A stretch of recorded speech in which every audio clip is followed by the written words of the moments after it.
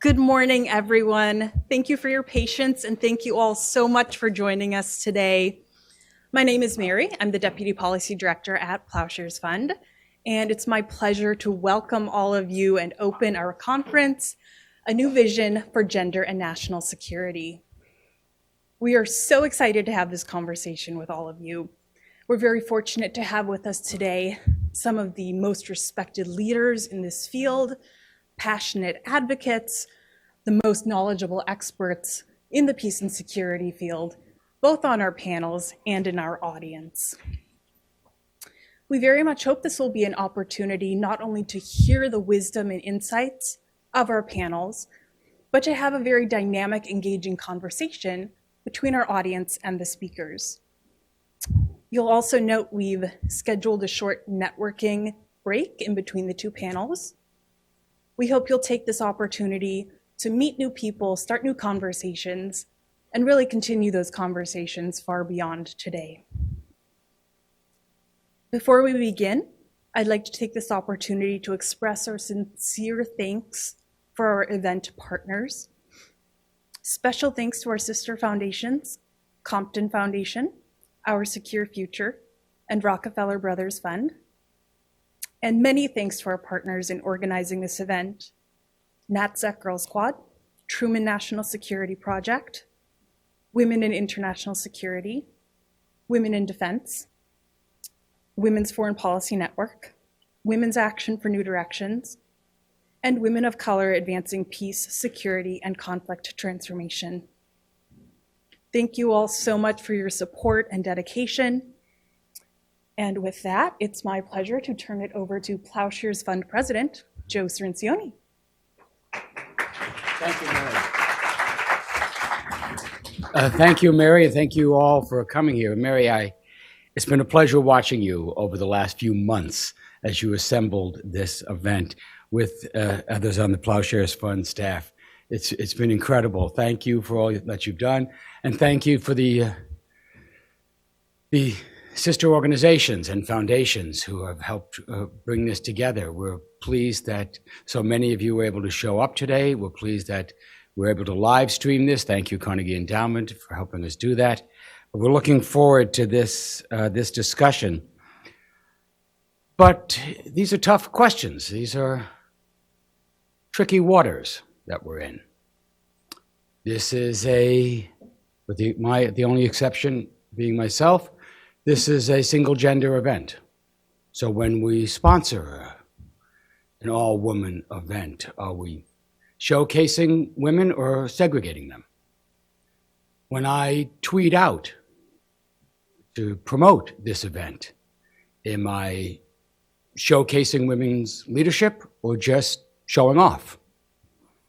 When we have our experts up on the panel, why do we expect them to be experts in their issue area and on gender equity? And why don't we expect men to be the same? Have any of them ever read a book on the power of diversity? Should they be required to? So these...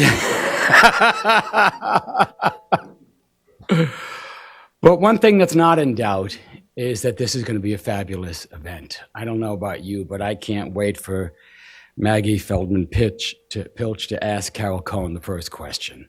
I just want to hear that conversation. I want to hear them talk. So we're delighted that 10 different organizations could come together to sponsor this event, that you all brought your leadership, brought your members, brought your vision to this gathering. And we're all dedicated here to promoting diversity, promoting women's voices, promoting a national security strategy that leaves no one behind, that puts the national interest over private profits, that supports a vision of peace and security and justice.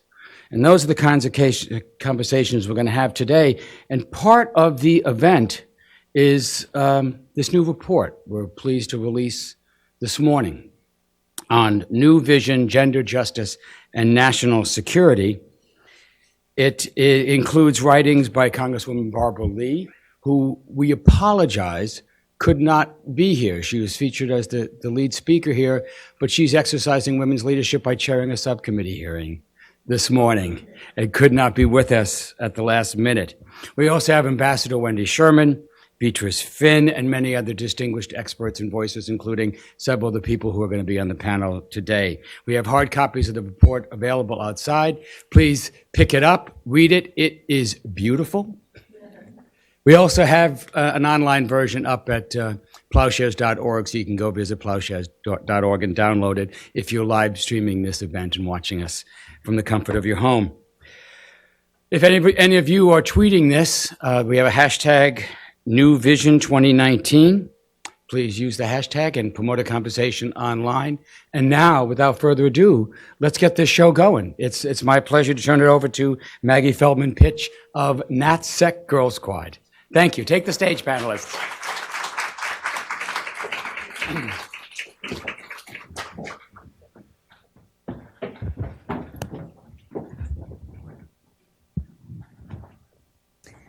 Thank you, Joe, so much for hosting, for introducing us, and to Michelle and Mary and the whole Ploughshares team. On behalf of NatSecGirlSquad, I just want to thank you for including us. We are the new kid on the block, and we're not a nonprofit, so we don't get invited anywhere. And we're really glad to be here. So good morning. Before I introduce myself, I'm going to ask you all to take 7 to 12 seconds to introduce yourself to the person next to you that you don't know. So if there's no one sitting next to you, turn around. Ready, go.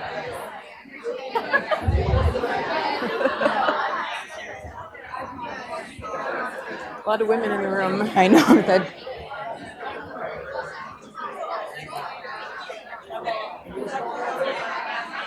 All right, everybody. That is much longer than 7 to 12 seconds.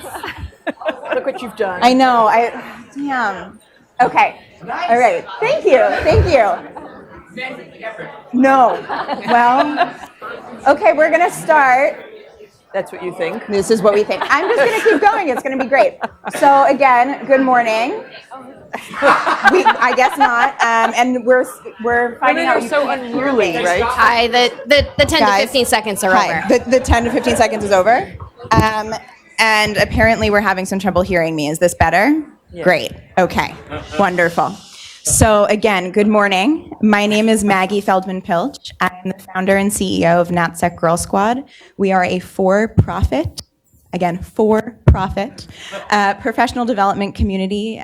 We focus on building expertise among women, building confidence in that expertise, and looking at different systems where we can find leverage points to create a world where everyone's definition of success comes true, I guess, is our little tagline. And as of yesterday, we now have a formalized partnership with a large government contracting company to provide technical assistance to the federal government on recruiting, retaining, and supporting a diverse workforce in national security and defense. So I'm thrilled to be here. I'm very briefly going to introduce our 3 panelists, mostly just their names because you probably know who they are, and then give them each an opportunity to share some initial thoughts with us. We're going to have a little bit of Q&A, and really I'm going to turn it over to you all.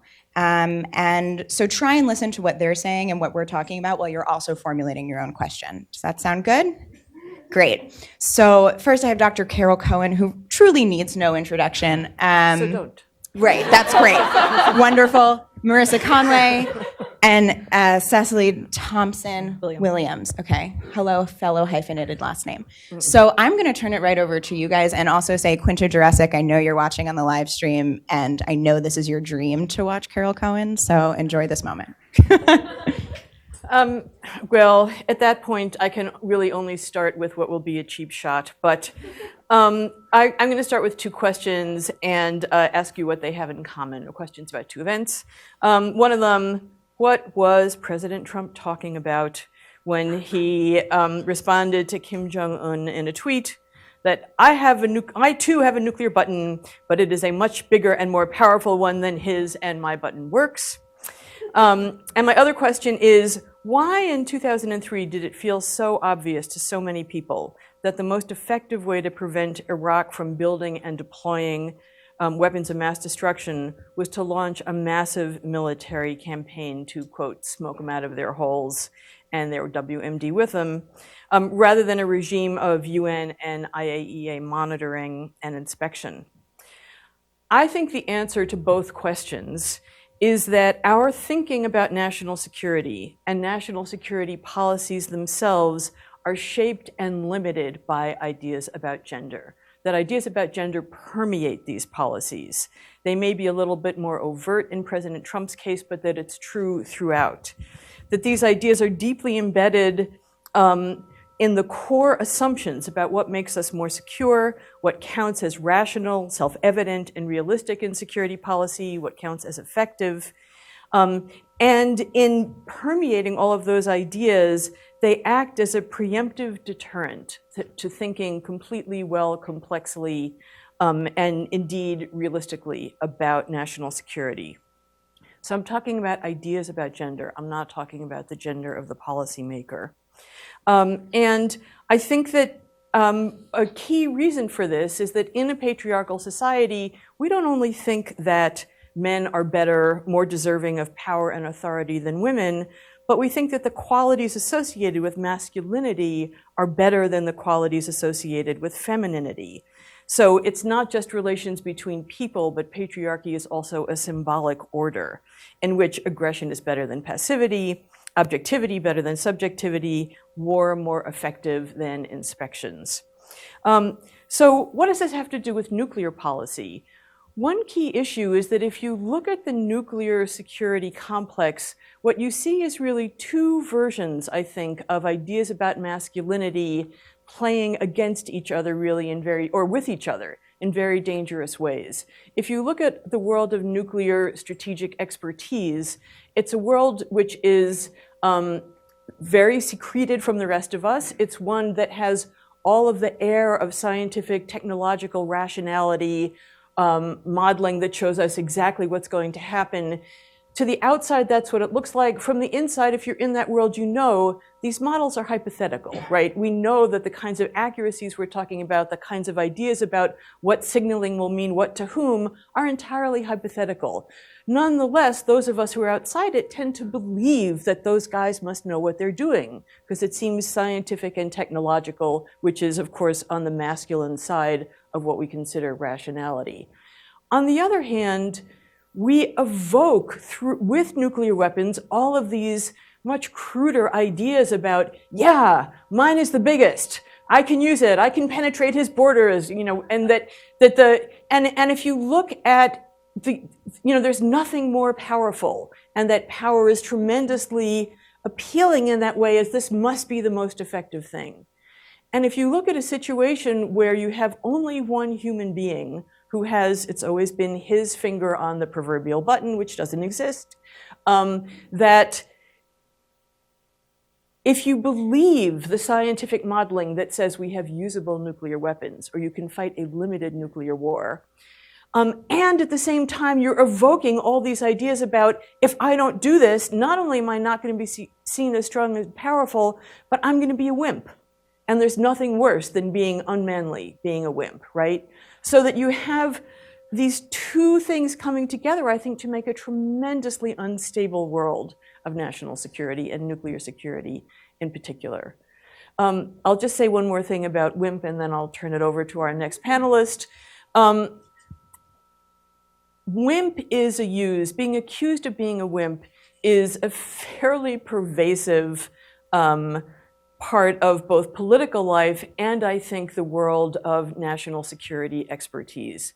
People get accused of being a wimp a lot, or a panty waist, or whatever the particular masculinity impugning adjective is. My argument is that this stops people from thinking.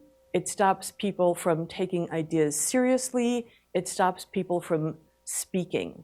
So you can have other ideas about what constitutes security, about what would make us more secure than spending $2 trillion on nuclear weapons over the next 30 years, but you cannot actually say them and be taken seriously in many venues. And so the idea that we actually stop our thought processes is part of what scares me the most about the way in which ideas about gender function in national security. And I argue in the piece for this report that the word realism functions in the exact same way, that the word realism is reserved for anything that basically is associated with the masculine side of the dichotomies, right? It's hard-nosed, it's rational, it's not letting feelings get in the way, it's not letting human beings get in the way, or ideas about, and anything that actually says, wait a minute, let's think about the human effects of what we're doing, or let's think about what we're not doing because we're spending all this money on a huge military. What if we were, trying to do something that helped people feed themselves better or dealt with climate change? That all of those things get coded as, oh, that's nice, that's sentimental, that's idealistic, you have to be realistic. And so it's functioning in the exact same way of preventing people from actually thinking through, discussing seriously, which gives us more security? Is it a huge nuclear arsenal, a huge military budget, or would it be doing the kinds of things that are feminized in our national security discourse? In fact, the kinds of things that a feminist foreign policy might lead us to think about. So, Thank you. Marissa? Perfect segue. Do you just want to take my spot and talk some more? very funny. Great. So I founded an organization called the Center for Feminist Foreign Policy a couple years ago, fresh out of my master's degree, and I am completely pinching myself because I wrote my master's dissertation on feminist nuclear policy, and the main chunk of everything I have studied and researched since has come from the work that Carol has done. So, I'm very excited about this. But one of the reasons why I founded the center, or CFFP, because it's a bit of a mouthful, was kind of this seeing these same patterns repeat themselves within foreign policy, and really this exclusion of just different ways of thinking about foreign policy and about security, and the way that this kind of elite group of people continue to make these decisions in a bit of an echo chamber without allowing for the potential for more complex answers often. And I think so that, I think the combination of having women bear the brunt of peacekeeping often, as Joe kind of mentioned, this idea that we are responsible for our own liberation, it's our jobs to empower ourselves, I was just getting a bit frustrated with. And then this reliance on these very gendered ideas of just how to create policy, how to implement policy, and especially with security, national security, so much of it relies on the threat of violence, and I just really question, can we actually have peace if it's based on this threat of violence? So this is kind of the thought process I was going through back when we founded, and I feel like my kind of personal area of research is around nuclear policy, because I feel like this is a really interesting field where you see all these things come into play in this one space. I think the abstraction of the destructive capacity of nuclear weapons is a very interesting tool to make them just a lot more palatable. I think, this insistence on certain gendered leadership qualities in who can make these decisions, this is just right for a feminist revisioning. And I think, I myself am actually surprised by how receptive people are to feminist foreign policy. I think, our agenda's in the name, we're not hiding it, it's very explicit, and I've been just very happily surprised by how many open doors we have received as an organization, and I think it just, to me, continues to just kind of indicate that we're at a place in our society, and I should mention that I live in London, so I do have kind of a bit removed from the DC crowd, but especially in London, people are very ready for this kind of interruption into how we do foreign policy, what the status quo is. So I think before I get into the nuclear policy stuff, I thought I would just kind of give a bit of a background to feminist foreign policy. Just that's kind of the framework that I'm approaching all of this with, so I thought it would be useful to just give a brief background. So it's feminist foreign policy. It's a very kind of new political idea. First came onto the scene with Sweden, who launched their feminist foreign policy in 2014. And then a couple other countries have followed suit, like Canada, and then the UK political parties, a couple of them have adopted specific feminist policies as well. So it's kind of this theoretical approach to analyzing policy, understanding society, and then also like a more methodological framework for how to actually do policy making. So it kind of, the main theme behind it is just acknowledging that the foreign policy status quo is a pretty flawed institution and tends to support a lot of the structural violence that it then tries to make better, essentially, and help heal. So it's just this very kind of cyclical cycle. And I think one of the things I hear often is, kind of using feminist foreign policy as a synonym for gender equality, which gender equality is part of a feminist foreign policy, but it's not the only part of it. We try and take a very intersectional approach and use feminism as kind of a broader way to understand power and power dynamics. And I think if you're only looking at gender in isolation and trying to understand this bigger picture of power, especially between states, within states, in dealing with policy, you just really miss out. So we try and kind of encourage this this look at also, race, class, socioeconomic status, etc.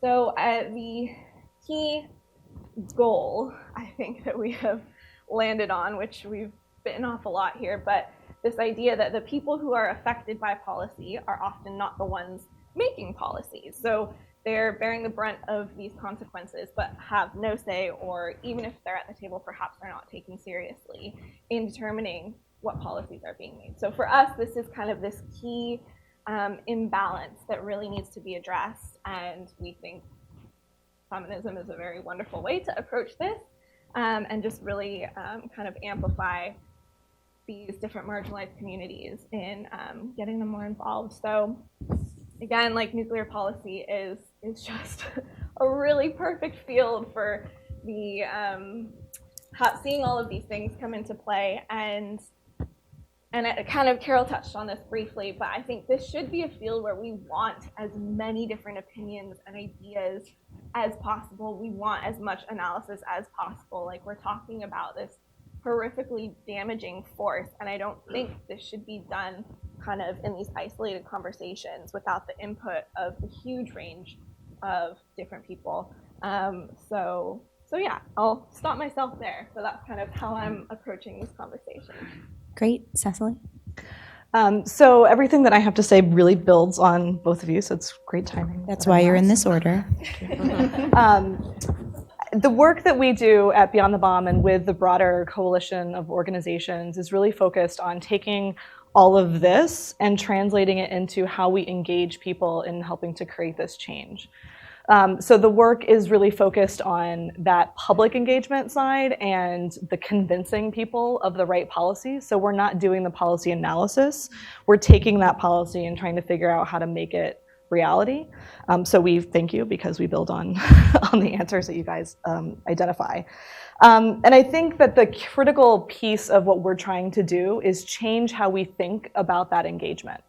We're trying to look at where are we influenced by these existing models, this patriarchal system of change, and how can we adjust that so that we're doing this in a way that's more equitable, in a way that really represents the communities that are directly impacted by these policies and gives them an opportunity to participate.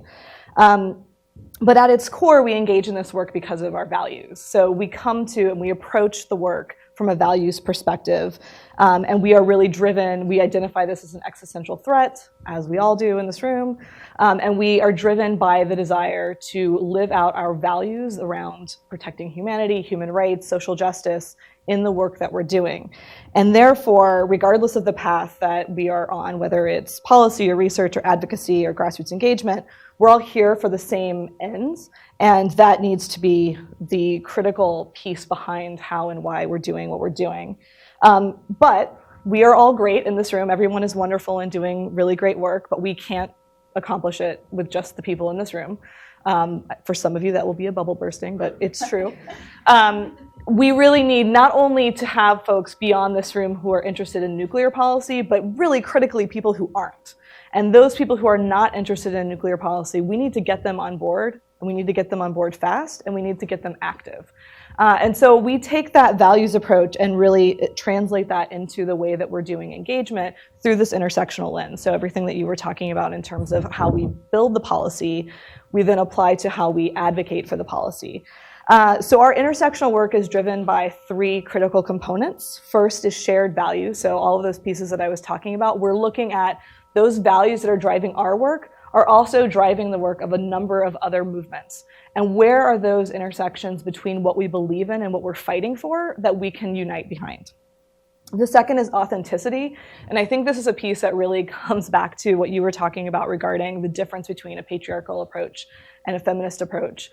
We believe that we're doing this work because it's the right thing to do, and we authentically want to engage with these other movements and organizations. We're not doing that engagement because it's the strategic right thing to do, like to get us where we want to be. While that is true, it is true because engaging in the systems change with other movements is really relevant and based on our values, our shared values. And so that authenticity is really important because the engagement that we do with other movements and across outside of the nuclear space will not be as successful if we're coming at it because we think we're going to get something out of it, but not put something in. And so that brings me to the third point, which is solidarity. We need to be there for these other movements that we're working with because we hope that they will be there for us, but also, again, because of that authenticity. And so those 3 pillars of shared values, authenticity, and solidarity are what really drive our work. And so with those factors in mind, we look for potential partners with whom we can engage around these shared values, and particularly where we can help to insert common sense nuclear policies into other platforms. So I'm just going to very quickly talk about a couple of examples. The piece in the report is focused on the Green New Deal and the work that we've done there. And then I'm going to talk about 2 other places where I think that there's a really huge opportunity for us to be engaging on nuclear issues. So with the Green New Deal, we really were focused on, again, we identified there's a shared need here. This is all about protecting our existence, right? So we know that there are going to be shared values, but let's figure out where, from a policy perspective, we can engage them. The work that they were doing was really about identifying these key pillars to create a broad, sweeping systems change. And one of those pieces was protecting democracy in a way that would allow future systems changes to continue. And an element of that was looking at, can we prevent nuclear war as part of this? Because all of the work that we're doing on the climate side is going to be irrelevant if we have a nuclear war. And so being able to insert that nugget of, if we don't succeed in what we're doing on our end, we might as well not be doing this other work, was very helpful in opening those doors. And so we were able to work with the Green New Deal folks to start to insert this no first use language, because we were able to boil it down into, okay, here's, if you can only insert one thing because we're not taking over your agenda, here's a policy that really starts to lay a foundation for the kind of nuclear policy that we're going to need going forward to help protect your agenda. So that's one example of the Green New Deal. The second is with Women's March. We, along with a number of organizations in the room, were a co-sponsor, a partner of the Women's March in 2019. And that work was, again, driven by this idea that we are all in this fight together, and we need to figure out the ways to protect all of the work. We are very strong believers, again, that if there's ever going to be if there's ever a nuclear bomb used in battle or to harm others outside of testing, this is going to create a ripple effect in our ability to do social justice work. We will lose a lot of the freedoms that we depend on to do that work in this country. And so we view that work to protect, our work to prevent nuclear war, as also work to protect social justice movements.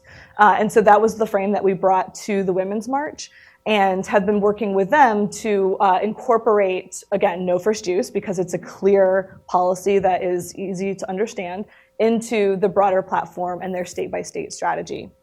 And then the third one is the Indigenous Peoples Movement. And I think this one is probably, for me, the most exciting, because it's a voice in this space that we're not hearing enough of. The nuclear weapons industry is directly impacting these communities that are already disadvantaged within our social framework. And being able to engage with the Indigenous Peoples Movement and not lead that movement, but take a backseat to that leadership and help to identify where there are relevant policies that may fit in has been a really humbling, but also, I think, powerful opportunity for us to see the potential of this kind of intersectional work. And I'll just close by saying that I think that the use of this kind of strategy, the idea that we would spend time and resources and energy working outside of our space, is one, I'm very excited that we have funders and we have organizations that are willing to take that leap, because in the past that hasn't been the case. I've been doing advocacy and campaign work for a long time, and it takes a lot of convincing to find organizations that are willing to step outside of that boundary and to engage with other communities and take a backseat to their platforms when it's strategic. So I encourage everyone to sort of look at where are those opportunities where you can be a value add to another group's leadership that's maybe outside of our space. Great, thank you. So one of the joys of being the moderator is that I get to ask whatever I want.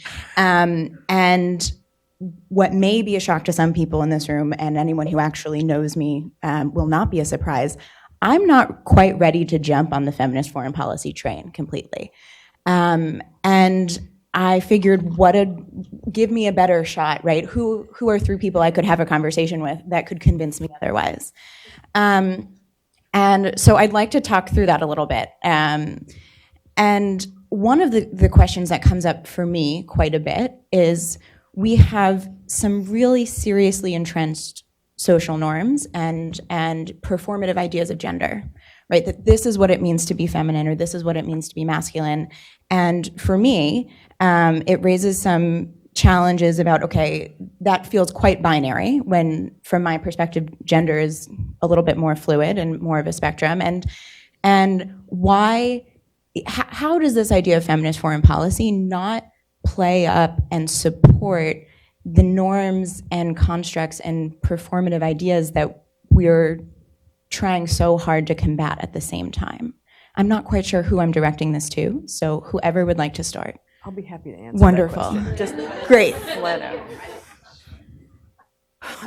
I think the danger that you're talking about is only a danger if your conception of feminist foreign policy is that feminist means you are a woman, or you like women, or you think women are better or more peaceful, or you think feminist foreign policy is about gender equality, but even that one steps away from what you're talking about. I think that, on the other hand, and I won't talk about how the countries that say they have a feminist foreign policy are enacting it at the moment.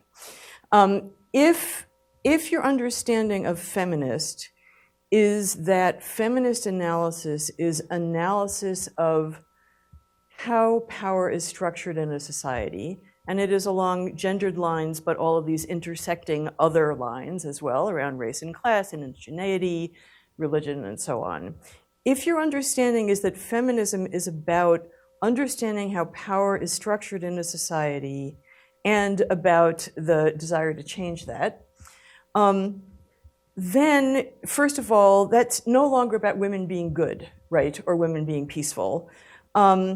And it means that what you're looking at is not only relations between people, but the institutions that produce and reinforce power relations in the society, which is to say, any institution.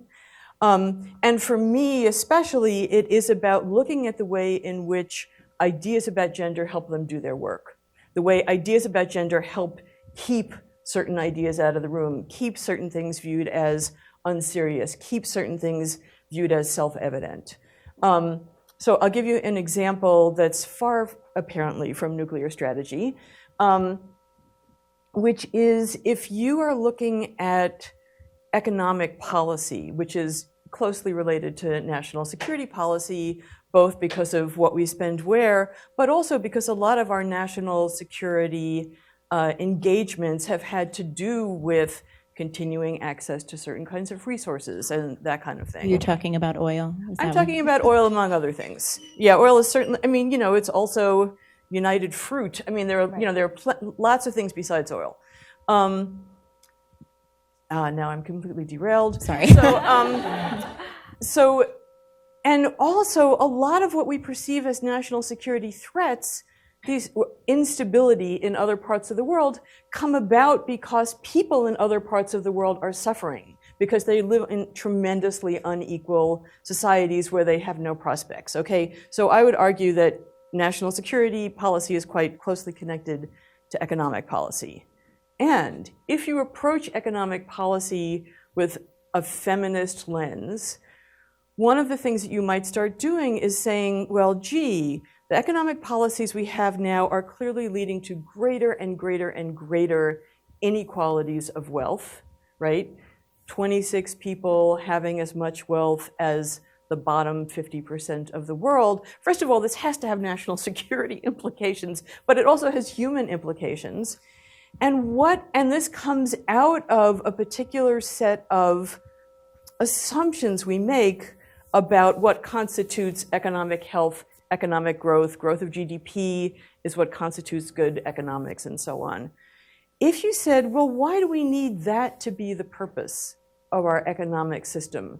For example, to take the idea of some feminist economists, what if the purpose of our economic activity was provisioning people, getting people to have enough to live? What if it was creating systems of care so that, we're all vulnerable at different parts of our lives, that actually people could get through that without being completely impoverished? What if the goal of our economic policy was ensuring the sustainability of the planet and communities, whether they're indigenous communities or lots of other kinds of communities that are at this point have their livelihoods completely endangered by climate change? Well, again, I would argue, coming back to my comments before, right now we have a code, and that code is, that's not realistic, right? But what feminist foreign policy or feminist analysis should do is should enable us to say, oh, well, tell me why what you're doing is more realistic under what set of criteria and standards. Lay it out. Don't just say the word and brush me aside. Actually work it through and let's compare. Getting back to comparisons. Very helpful. Yes. Anybody have something they'd like to add? You look like you do. I have lots of thoughts on this. I think as it is enacted by states right now, feminist foreign policy is about women and girls. Like, all of that work is that women and girls smushed into one word. And I think this is one of the reasons why I thought it was important to have some sort of like civil society presence with CFFP, is to push for a broader understanding of what a feminist approach to foreign policy is, to not just say, again, like, oh yeah, feminism is just about like providing girls education. Like, that's great, that's needed, but we can't really stop there. Because I think that's when we start to just fall back into this cycle of like, well, feminism means this is for women, and I do think feminism is about like seeing gender on a spectrum and then like taking it so much further. So yeah, we got some work on that, I think. Really helpful. And I'm so glad I get to moderate this. I'm closer, right? So this is something I spend a lot of time thinking about. And I was very lucky in that around the same month Marissa started Center for Feminist Foreign Policy, she happened to be in Washington, and she showed up at my then office in a job that previously was held by Mary of Ploughshares, and interviewed me about what was the early days of NatSecGirlSquad. And that's how I started thinking about feminist foreign policy, having studied feminist economics and vocal performance at Wesleyan University, which is, exactly why you come to Washington. And one of the places I also get caught up is, particularly in DC, we have a bad habit of confusing the words foreign policy with national security and defense. These are three incredibly different ideas. They are wildly different on the tactical, operational, and strategic level, right?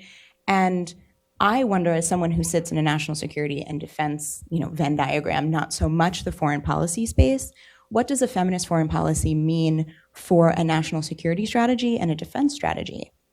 And I think your analysis and explanation of really looking at power structures and the intersectionality is, I'm there, I'm with you. It's figuring out, okay, what does that mean? You know, it's about creating the space for conversation and for ideas to be debated and considered for what they are and not for how someone perceives them, right? As a woman with purple hair, I know the power of perception. But I wonder, what does that actually look like? And when good feminists disagree, you know, do we ice each other out? How do we move forward? So I guess the first bit first, and I'd be curious from all three of you, as someone who's not a nukes person, what does a feminist foreign policy mean for a national security strategy and a defense strategy? Okay, so bookmarking it, maybe. I mean, you know, my answer to that is that it's, in a certain sense, the wrong question. okay. Because my fear is the moment you say, okay, now let me just say, I know there are people in the second panel who'll disagree with me, which is great. So I'll just take this moment to say something different. That the moment that you say in almost any set of structures, but particularly national security and defense structures, how do I bring either women or a feminist perspective into it? What you are doing is saying, okay, here's this thing that exists, and I'm essentially accepting the ways that it exists and figuring out how I work at the margins, hopefully one day maybe to get more toward the center. But still, the fundamental principles underlying our national security and defense policies are ones that I think are fundamentally wrong. And I don't just mean morally wrong, I mean incorrect. They don't work. This is not what brings security, either national security or human security. That whether you're looking at the effect of what American military policy has done to people around the world and what kinds of enmity that has earned us, and you can then start talking about why is terrorism so appealing and all the rest of it, or whether you're talking about our military being the single largest polluter in the country or the biggest user of fossil fuels and what that means for our planetary security. Or you know, yet again, another version of this is, I think we constantly, out of very gendered assumptions, overestimate the effectiveness of military violence for accomplishing any goal we are actually trying to accomplish. Does it bring democracy? Does it bring security? Does it prevent another country from doing something that we consider is dangerous to us? I think we constantly overestimate the efficacy of military force and undercount its costs and underestimate the effectiveness of you know, nonviolent civil resistance and so on, of nonviolent methods. And there's some research to back this up, even if you're looking at what's happened in civil wars. So I have to start someplace other. If I'm concerned about national security or human security, or even defending ourselves against what? Security from whom, in what way, defense against what? I got to start there and not say, what does feminism or women bring to national security policy? Because we'll go down a very, very, very, very, very long road if we stay in that box as we're trying to change it. I think we have to, our job is to make what seems natural and taken for granted strange, so that people can say, wait a minute, does that actually bring the results that I thought it did? Under what, or what results was that really trying to get, and is there a different one I want? We need to start at that level.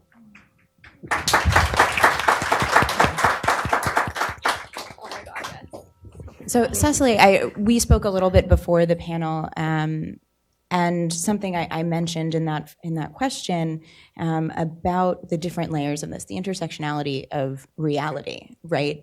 And some of it is this idea of, okay, what happens when good feminists disagree? But also when we realize that we are more than one identity, right? And our identities are partially socially constructed. We impart them on ourselves, how other people perceive us, all of these things. And in the examples you listed in your introduction, you talked about 3 very different but also correlated, if that's a word, movements that have some real overlap, but I would imagine that Beyond the Bomb sits in a different place in each one of those conversations. And if you're comfortable sharing a little bit about what you've learned from that experience and how you think that can be helpful for this conversation. Sure. Well, also, and I think this dovetails really well with my mental reaction to what you were saying, which is that I think we're talking about systems change, and I think we can't reinforce that enough, that we are talking about systems change. And that systems change relates to the work that we're doing in this room, but it also relates to all of these other large-scale movements. So Women's March is all about systems change. The Green New Deal is a package designed to bring about systems change. And we can bicker about the degree to which it's going to do that and whether or not that's true, but I think that is the tone that we're starting to see from a lot of advocacy and campaigning that's happening now, is this recognition that we can't keep changing things piece by piece. We need to start looking at the broader system and how it is broken. And I'll say about 10 years ago, I was doing some theory of change work with a number of organizations. And each time we would come out of a theory of change workshop, we would have landed at the place where, well, really the problem here is that the system is broken. And it didn't matter what the issue was, whether it was like runoff from agricultural issues into the Chesapeake Bay, or it was, the issue of labor markets in Southeast Asia. Every time it came back to the system is broken.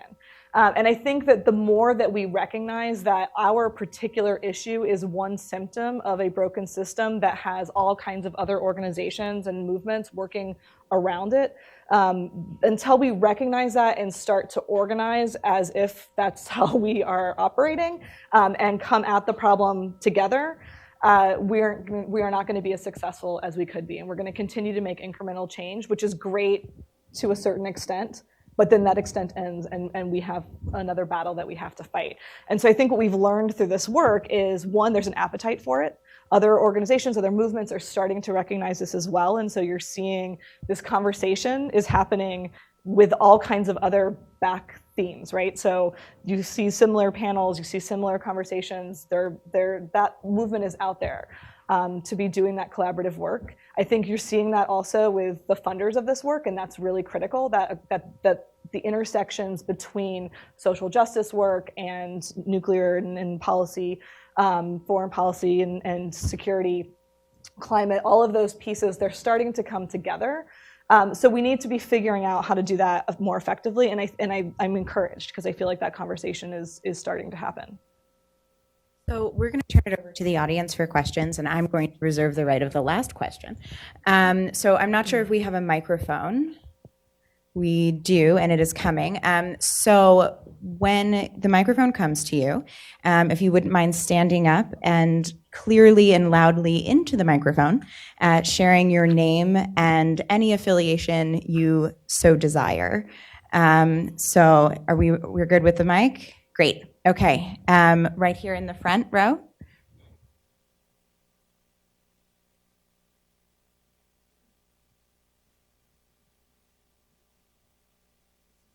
Thanks for doing this. I'm Barbara Slavin, and I work at the Atlantic Council. I have a program on Iran.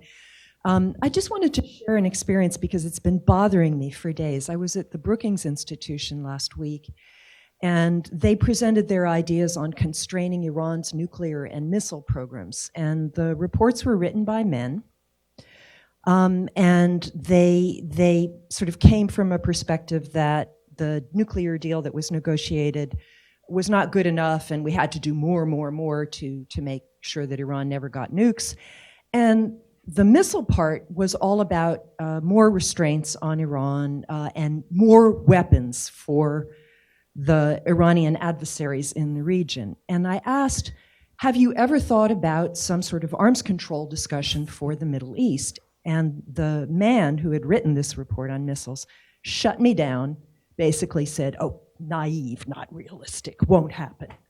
And that was it. And you know, and of course you can't have, Israel won't be part of it, so why even bother? You know, remember the nuclear-free zone in the Middle East and what happened to that. Is there a way that we can make this a discussion about what we really want to achieve, which is arms control, instead of ways to sell more weapons to more countries? Thank you. A great question. Are you collecting questions? Yeah, I was going to do 3 in a row. So if you have a question, great. 4th row. Anybody on this side? You guys are awfully quiet. Hey, thanks so much for doing this. I'm Emma Ashford. I work in foreign policy at the Cato Institute. A bit out of step with some of the other people in this room I know.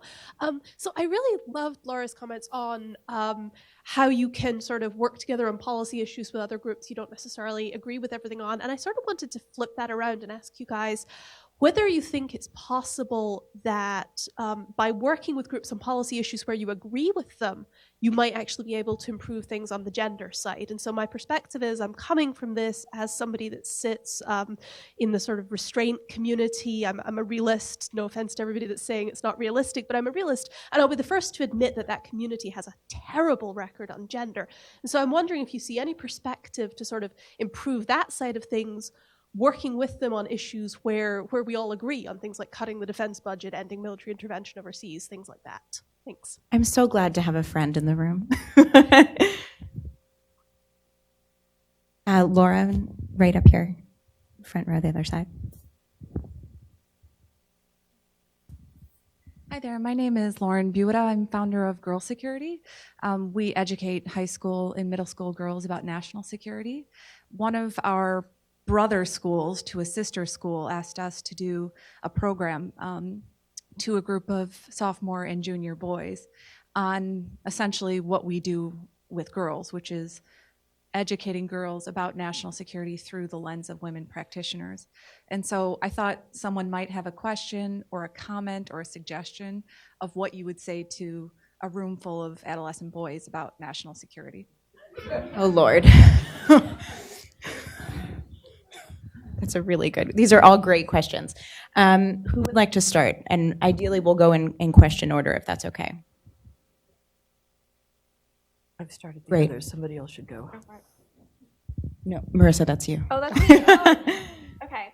I think with the stuff on the Iranian nuclear deal, it's really hard to talk to somebody who like firmly believes what they believe. Like I equate sometimes like these things to like trying to convince someone like to not believe in God or whatever. Like you have your set of beliefs, and it is very difficult to kind of open yourself up to different ways of thinking when you feel like the way you think is the correct way to think. So I don't have any like practical advice other than just making the space for that conversation. And you know, arms control is like pretty much one of the top goals I think for feminist foreign policy in general. But the process of getting there, I don't think it's going to be very straightforward. I think it's just going to be, you know, a huge roller coaster. And they're really incredible groups doing really incredible work on this already. So it's not like, you know, this isn't happening. But I think we've got a long road ahead of us, as with pretty much anything. Sorry for the depressing thoughts on this. Well, so from my perspective, I think this is a narrative issue amongst many other things. But I think that the pathway to adjusting this is not in that room. It's by making what's said in that room untenable outside. So it's how do we change the way that these conversations are being had in broader spaces, such that when a conversation is had like that in a more closed space, the reporting out from it is not as mainstream as it currently is, right? So how do we change that narrative so that when someone says the things that you were concerned about in that session, they are the ones who are put on the defensive, And I think that can't happen in the room, right? Because they have the room. They have the space. Like if you came in here right now and started talking about men's rights, you'd be in trouble, right? So it's the same thing. They have the space. So it's how do we take that outside of that room and really change the narrative? And that's through communications work. It's through engagement. It's by making it such that the readers, whoever they may be, whether that's a public audience or whether that's the Hill or whoever it is, are looking at this with more of a critical lens. And that's hard work, but I don't think it's impossible work. I think it's just that we need to move the focus elsewhere. I think that's an important point. I also think that it's always time when somebody accuses you, for example, of being naive, to say, wait a minute, don't you think that your idea that bringing more and more weapons into this region will lead to a peaceful outcome is naive? Seriously, or in fact, we're talking about Iran. Wait a minute, didn't we at some point give them really a whole lot of weapons that then ended up in the hands of our enemies?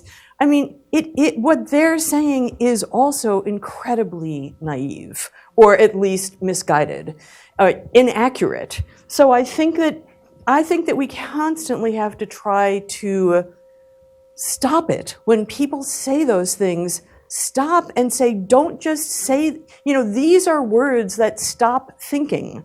And you have to, and the availability of those words like realism and naivete, they stop the person who's using them from thinking as well as they stop you from speaking back. And neither one of those is good. So I think always take that opportunity if you can to just say, wait a minute, let's talk about what is your goal, and isn't it naive to think that what you're proposing is going to get us there? So to Emma's question, kind of a natural segue, right?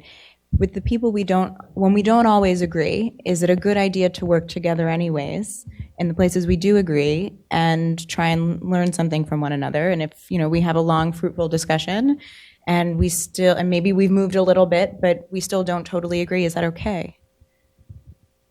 I think yes, definitely. Of course, it's always easiest to go for the low-hanging fruit and chat with the people you agree with. I think with CFFP, this is something we think about a lot because, as I mentioned, we've got feminists in our name. It's pretty obvious what we do. So in a sense, who we talk to is like a very self-selecting group of people because we know if we're meeting with someone, they're already going to be to a degree on board with this agenda. But I think, kind of being able to go into these conversations and I think work through things that you may not be on the same page about. And I think particularly with feminist work, the first thing that comes to my mind is like white feminism and how to negotiate kind of these intersectional conversations. When I am a white woman, I have a particular background. Feminism means different things to different people. It just does. We're never going to be on the same page. But I don't think that should be a barrier to fostering conversations.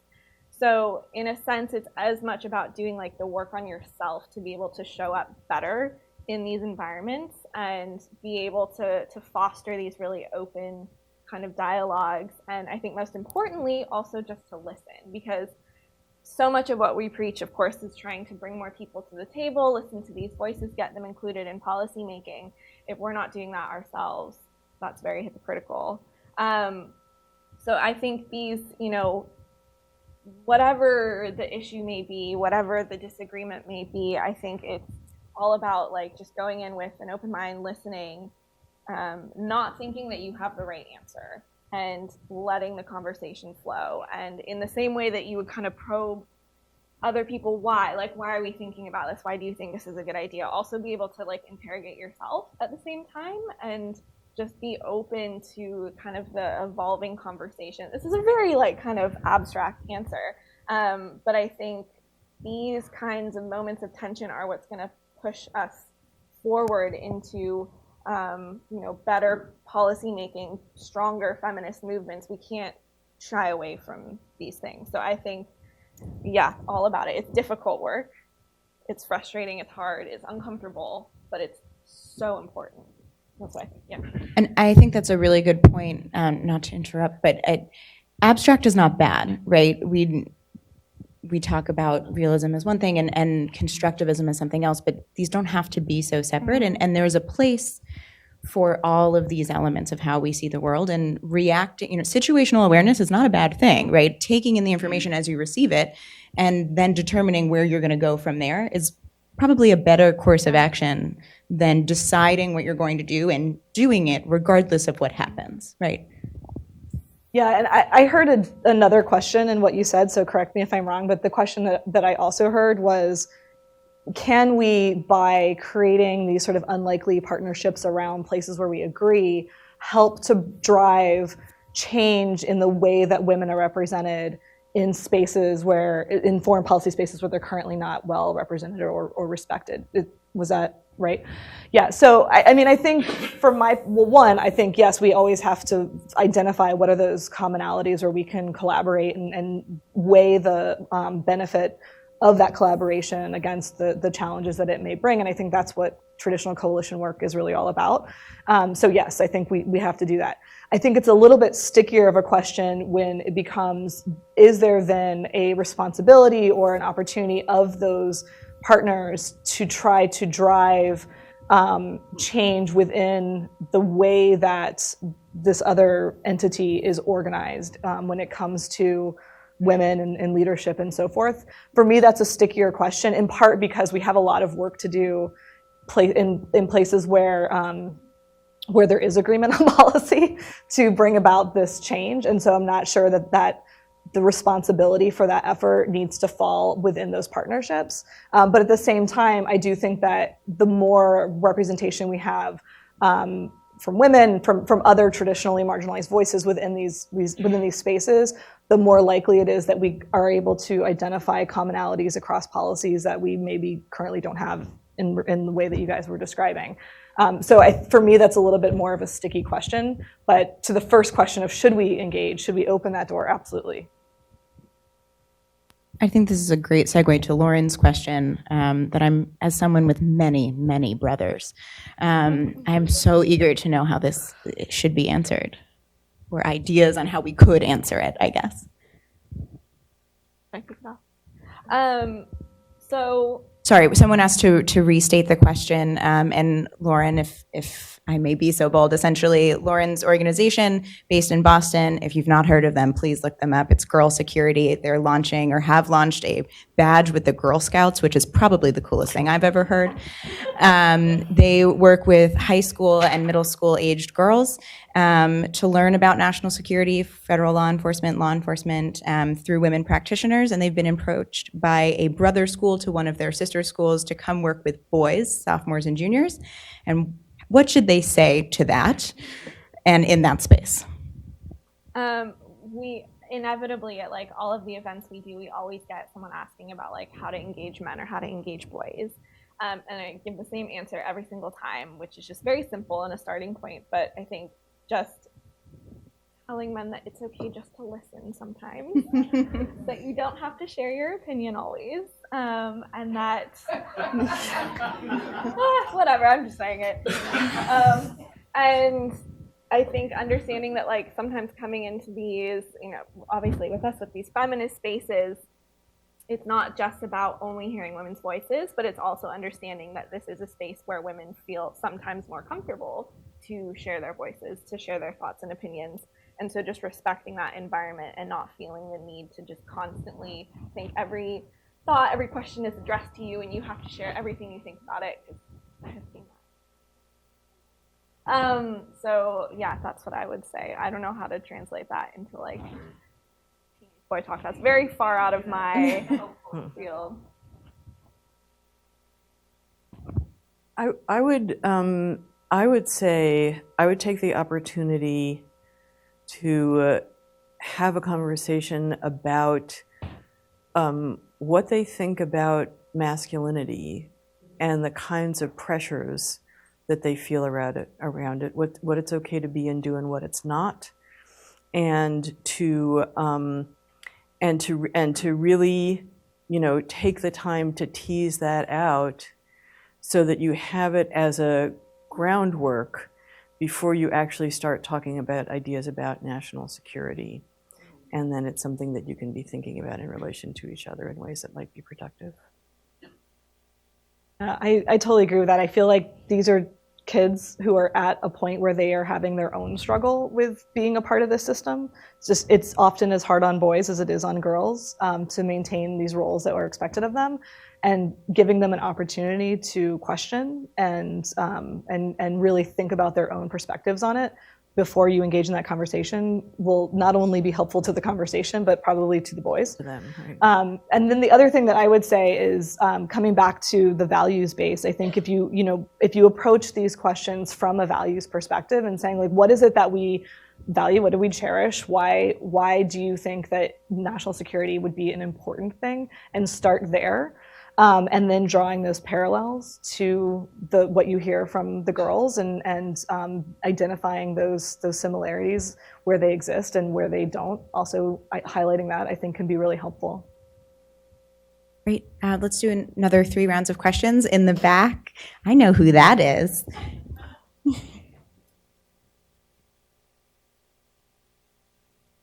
Hi, I'm Deepika Chowdhury. I'm the Managing Director for Peace and Security at Rethink Media. So this will kind of go a little bit off of some of what Marissa was mentioning, but we're talking, of course, a lot about gender and bringing women into this space. And I wanted to ask of the panelists, one of the things that I know organizations like Bonnie's and folks have been trying to also push simultaneously is bringing in and retaining women of color and women from a lot more diverse backgrounds. So I would be really curious to hear if you all have some experiences with that, if you have thoughts on ways to do that, and just kind of anything you would want to maybe highlight and bring to bear in a room with so many people talking about this. Thank you. Fabulous question. 3rd row up on the right side. Hi, good afternoon. My name's Holly. I'm a major in the U.S. Air Force, and I've been in for 25 years. I just moved to D.C., and I'm working at USAID as a LNO, and I'm also going to GW. So for my first time, I'm studying gender, looking at the National Action Plan. I feel like I've crawled out from underneath a rock. Welcome. We're glad you're here. Yes. But so excited and learning how to be a voice where it's needed. And with the National Action Plan, we're starting to get this into DoD. So how do we start now to get these ideas into people who are sitting at the table and who, it takes 20 years to grow a general, but I started earlier, enlisted, but I think it's so important to get these different ideas and thoughts into our education and our military education. So want to be part of that and also so advance this in the national security so we have these ideas out there. We will definitely talk afterwards. One more question. Maureen, halfway up on the back. Good morning. Thank you for all of this. It's been very informative. My name's Maureen Coates. I currently run Planet A Strategies, but I'm the former Acting Assistant Secretary of the Air Force for Installations, Environment, Logistics. And I'm actually a veteran of the United States Navy when we used to be called split tails by our brethren in the military services. Having practiced feminine national security policy without even knowing it, I can say that one of my greatest support, the greatest support I ever had was evidence. I also have the temerity to be a lawyer, so it's like a triple out, 3 strikes. And I'm interested to hear how you all are actually developing evidence to go with these marvelous, wonderful ideas and propositions and thought processes. I believe them already. You believe them already. We've lived a lot of this. But if you're going to bring other people along, you've got to have bodies of evidence. So to me, the success rate of educating women in stabilizing countries and bringing about economic development, and therefore correlate that with the drop in weapons purchases. And, there's a neutral language out there. It's called numbers. And whenever I want to communicate, I find that I have to stop speaking feminist Esperanto and start talking numbers, because the other side understands that language. And I'm just wondering if you all have similar observations. Great question. So maybe we start with Dee's question. Yeah, so one, I think it's one of the most important questions in the room. I think that regardless of the space that you're in, there are barriers that are established within the space that are preventing women of color and other, other disadvantaged communities, traditionally disadvantaged communities, from breaking through. And whether that's a requirement that there be a college degree to get an entry-level position, or that your internships are unpaid, whatever that may be, the looking at the structural issues within our space that are preventing other folks from joining is really important. So that would be the first place. And then I think you have to really be mindful about it, right? It's about how your organization is presenting and is conceiving of the work that it's doing. If it's not intersectional, it's not going to be attractive to candidates that you may be seeking if you're trying to be a more diverse movement, as we are. So I think that it's really about that sort of intersection and figuring out, like, what do we actually believe and how is that coming to light in the way that we are seeking folks to engage with us. Just clarification on the question, are you talking more about, like, how do we encourage other people to implement these, or like how, like, our individual organizations are doing this work? I think this is, like, a very important and just very hard conversation to have, like, externally, I think, because especially, like, in the UK right now, dealing with Brexit and just having, quite honestly, the foundation of Brexit is ridiculously racist, ridiculously xenophobic, and to go to policymakers and to start trying to talk to them about colonial legacies within the framework of feminist foreign policy, like, Good luck, girl. They shut down. Like, they really want to talk about girls' education and, like, ending sexual violence, and, like, we're all on board with that, but, like, they don't want to go to structural racism. So I don't have a great answer right now, other than we're trying to figure it out, and I'll get your card at the end and I'll keep you updated on how it goes. Great.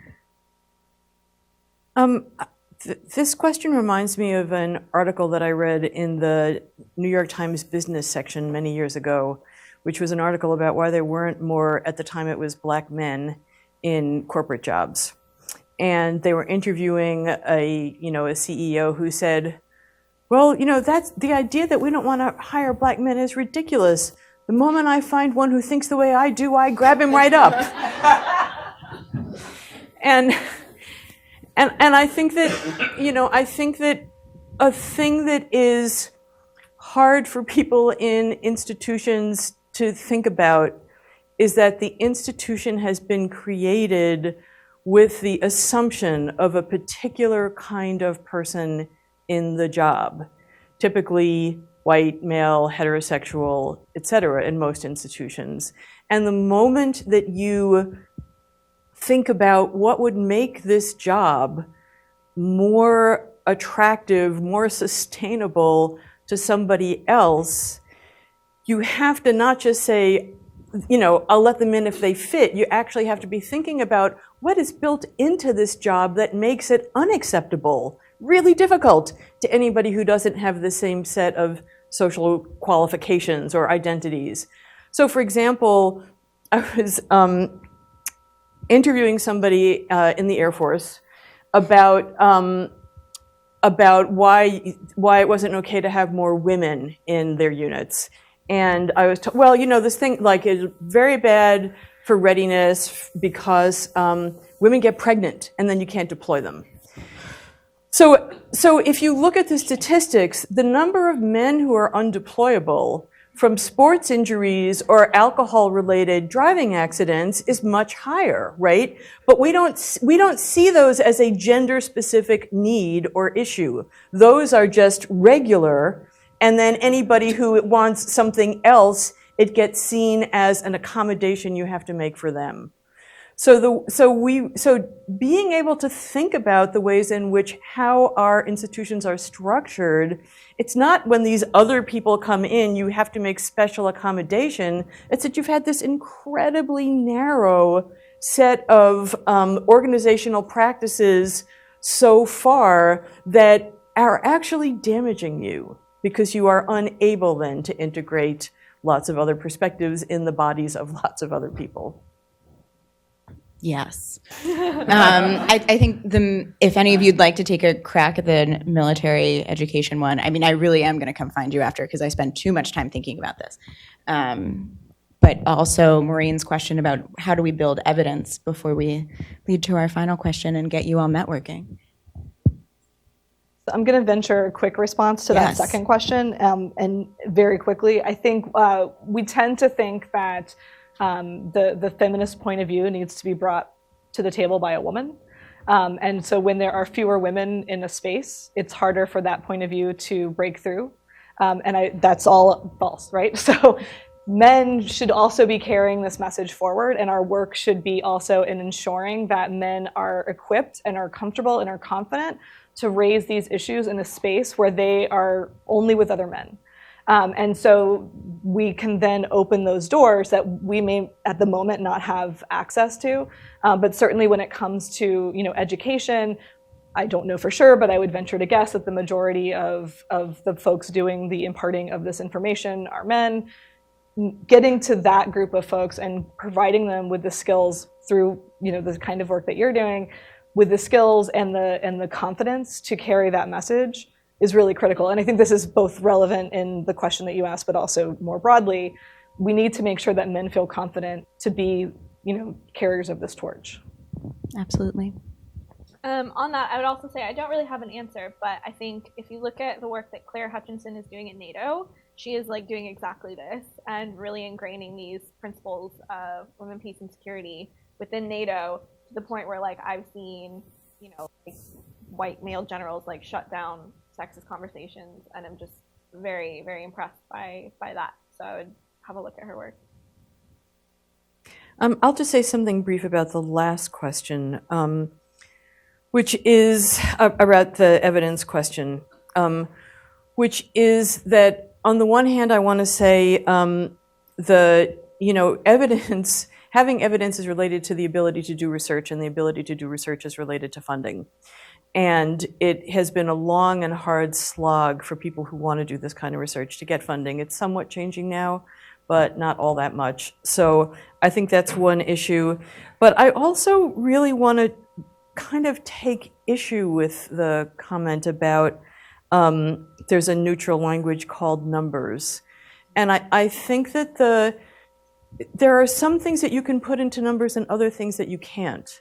And the moment we say that the only things that are valuable, are important, are things that you can measure with numbers, I think we're going down a very slippery slope. And I think that, and numbers quickly lead you to a log frame analysis, and before you know it, anything that you can't show exactly how much it's changed in 3 months isn't worthwhile doing. And I think that, we really have to think about the kinds of changes that you're talking about. You don't actually measure with numbers. And so I want to simultaneously acknowledge that there are very many spaces in which the only thing that we can use to make progress is numbers and things that are called evidence. But I also want us at the same time to realize that if we only sort of accept that, there are very many things that we won't be able to talk about and to convince people about. So I think that's important. So our last question is something we discussed ahead of time, which is we know there's lots of research and evidence that shows us women are less likely or less inclined to speak up and say, hey, this is a project I'm working on, and this is what I need for my community. So I'm going to ask each of you that question, and I'm also going to take the opportunity to do it for myself. So as I mentioned, I run NatSecGirlSquad. We are a membership-based organization. 50% of what we do or more than 50% these days, is focused on our members. I would encourage all of you to join. Our membership starts at $20 a year. If that is a financial hardship for you, come talk to me. The back end of that organization is this and my dog. There are almost 15,000 of us in this network. I have a flashcard for every single person, and I make it my mission to find out what is it that they need from me right now and what is it that they need from all of us going forward. I know there are lots of you in this room right now who have flashcards. And I want to be a resource to you, and so does this community. The other part I would say is that we are launching a nonprofit fund that we're probably going to call the Unicorn Fund, building off of some work we did around the furlough. Many of our members were impacted either directly or down the line. So as a for-profit organization, we turned over our bankrolls and gave out all the money we had to the people who needed it. We did a lot of recruiting work. We did a lot of resume building. So funders, I will come talk to you at lunch. But I would say, think about joining, tell the people who need to know, and if there's something you need from me, come ask. Where start? Okay, so at the Consortium on Gender, Security, and Human Rights, which I run, we are engaged in a international collaborative knowledge building project called the Feminist Roadmap for Sustainable Peace. And it comes in a certain way out of and as a reaction to the Women, Peace, and Security agenda. The central idea is that while the Women, Peace, and Security agenda is struggling for women's ability to participate in national political processes, if you actually look at what happens in a country after the end of a war, a lot more of what happens on the ground, including women's ability to exercise any of the rights they might have gotten in that process, are shaped by transnational economic actors than national political actors. So if you're concerned about issues like democracy within a country once the war is over, things like 11 country hydroelectric projects are going to have more impact on people's ability to set up land acquisition laws and land rights than actual any kind of national democratic process. So we are looking at everything from the economic policy prescriptions of international financial institutions to extractive industries, agribusiness companies, infrastructure reconstruction, climate policy, trying to look at what are the things that are undermining the sustainability of both peace and the planet right now in those countries, and what kinds of policy solutions could you get to that would change that. And we're doing it with our central mode of knowledge building here is to take people from across silos, across countries, between policy and academia and practice, to all bring together their attention and their knowledge and their thinking together about projects, about issues that are usually addressed only sort of from a single silo or single disciplinary approach. And that's a project we're working on, and it needs support, yeah. Although I have to say we have some wonderful supporters of it in this room. So one thing we're doing in the UK that I'm really excited about, over this next year, we're running a UK-wide consultation on further developing feminist foreign policy specific to the UK. So we're kind of breaking it down into like theme or topic. So going into detail about like what is a feminist immigration policy, what's a feminist economic policy, and providing some like narrative to it, but then actual like very, very specific policy recommendations, because feminist foreign policy is very new. It's still this very kind of ideological way to think about things, and we want to really make that connection just a very tangible process. And we wanted to do a consultation across the UK because we also think it's important for civil society to be kind of determining what this actually looks like, rather than just having like one organization or even like a small group of organizations make this kind of really big picture decision, so that as we go to policymakers, we can be very clear that this is something like the entire country wants. And then potentially use that as a framework for one day when we come to the US. TBD. Yeah, to be frank, funding is horrible. So we have a membership as well. And if you're feeling spendy, you can also just donate and help support us. we've got 2 full-time staff, and then I only do this 2 days out of the week, and I do other freelance work to support myself. So it's a bit of a brutal world when it comes to paying the bills, but yeah. Amen. So from Beyond the Bomb's perspective, what we really need is I'm going to make 2 asks. One is we need a recognition within the broader community that grassroots are crucial to this work. That the work that we're doing is necessary, not just additive. And I think if you look at the research that Rethink has done and you look at all kinds of other research that's out there, or you've ever had a conversation with anyone on the Hill, you know that what is happening on the ground in communities around the country is really critical. So I think, first of all, it's just this sort of understanding that work is really important. And once you have that understanding, then there are some things that you can do to support it. So one of those things, obviously, is funding. I mean, I think it takes a lot of resources to put people on the ground to do organizing work. And the more of those resources that we have, the more of that work we can do. And the more we can be in the right communities at the right time, moving the right legislators and so forth. So that's one piece of it. If you want to donate, you can do so on our website. But also, you can go there and you can sign our No First Use pledge, which would be a huge step forward for us to have all of you on that list as well, and engaging on this issue, sharing it with people that you think would be interested, sharing this knowledge. The more that we are able to expose people to these common sense policies, the more that we are able to drive this systems change that we're after. Great. Well, thank you. From myself, this was an incredible learning experience. You have pretty much convinced me we're there. And thank you all for being here. Go network your butts off.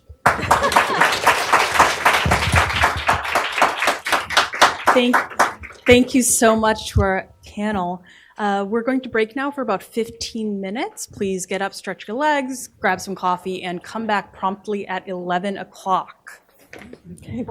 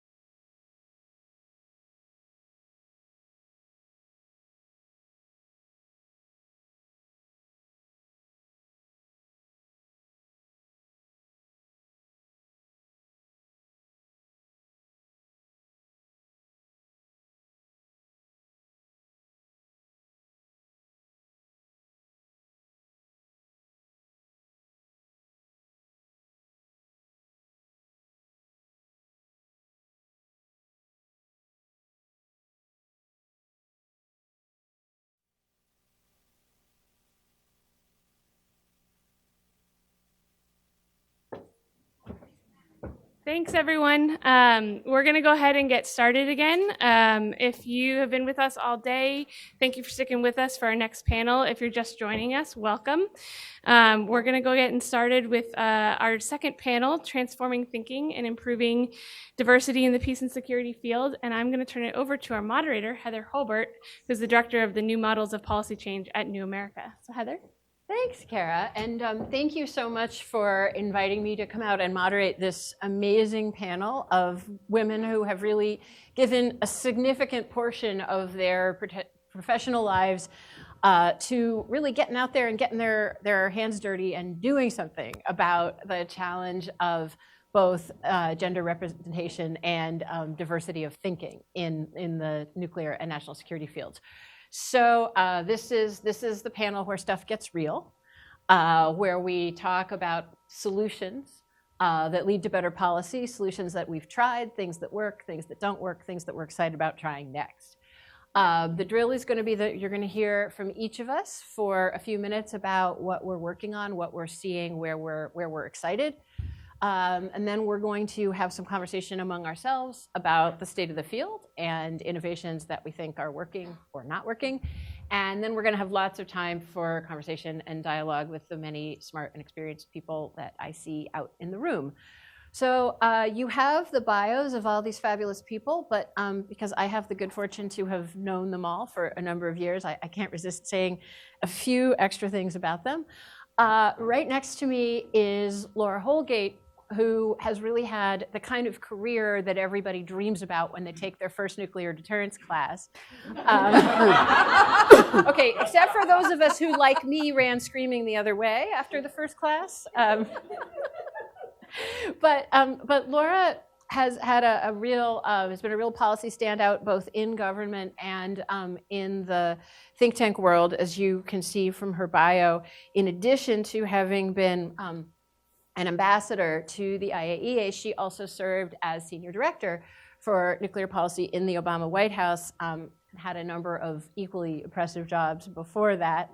In her current august title is vice president at the Nuclear Threat Initiative. So, and on top of all of that, Laura decided to create and found the Gender Champions Initiative, as you'll hear. Bonnie Jenkins, in the middle there, Bonnie had a successful career in the military, a successful career in philanthropy, and a successful career in non-proliferation policy, culminating also in attaining ambassadorial rank at the State Department. Or we thought that was culminating. Bonnie thought she was just getting started, because then she came out of government and founded Women of Color Advancing Peace and Security, which the airwaves are choked these days with people in different configurations working on the set of diversity issues that we're talking about here. And Bonnie really was not just the first, but someone who I've seen do a quality of innovative work that is really sort of setting the standard that all of us chase after. And Chantal de Jong-Udrat, who I've known back since both of us actually worked at Carnegie, one time or another. Chantal is another one of these lifers who had I hope you'll detect a theme here of people who had what I used to refer to as a good career for a man, and then decided that having a good career for a man wasn't good enough, that she wanted also to transform what it was like not to be a man in this field. So Chantal had a very distinguished record of research in the nuclear and nonproliferation security field before moving over to be the director of Women in International Security, which at this point is the sort of preeminent legacy organization, if we can call it that, doing gender diversity work in the national security field. It's the one that groups around the world come and study and envy. It's the one that all of us go to and say, hey, have you done this? And when's the last time you did it? And if you did, great. If you didn't do it, why? What can we learn? It's where I send everyone to learn how to do this work. So that's your fabulous panel. And the organizers told me to go first in talking about my own research, but that's a little embarrassing. So I'm actually going to ask my panelists to talk first, and then I'll chime in a little bit at the end. So Laura, can I turn it over to you? Sure. Well, thanks so much, Heather, and thanks to all of you for turning out and filling this room. I'm here this morning to talk about gender champions in nuclear policy. And to say that I founded it isn't quite fair because my co-founder, Michelle Dover, is sitting here in the front row. And I do really want to give an enormous amount of credit to Ploughshares for being willing to take a chance on me to invent this thing, or be inspired by other similar things to create something in this field, and then to sustain it. And so now the Gender Champions in Nuclear Policy is a project of the Nuclear Threat Initiative, and I'm hiring to work on this. So what is Gender Champions in Nuclear Policy? This is an idea that builds on so much of what we all do as women in this field, and that I first learned to do through WISE, and what WISE has provided such a wonderful platform for is what I call bottom-up and side-out engagement to improve gender balance and to build the skills and networks of women, to mentor women, to be supporters and peer mentors for each other, really trying to help pull people up along the way. But that as we all have been discussing for either the last few hours or the last few decades, there's institutional challenges here. There's only so much that the bottom up and side out can do. You need leaders at the top of organizations to commit personally to institutional change. And so the Gender Champions idea is based around the notion that senior leaders, or actually presidents, executive directors, whoever the head of an organization is that works on nuclear policy, make a personal commitment to specific actions that they take within their organization in their name to enhance gender balance. And what this does is there's a common pledge that is like elementary school level for a lot of folks in the room, but is sometimes a challenge for others, which is that as an individual, the gender champion will not participate in single gender panels as a moderator, as a speaker, whatever. And as a personal pledge, that is what they make. Now, some of the gender champions in the room actually dedicate their organizational goals to doing those single gender panels for a particular reason, and so they have a little bit of a modified pledge.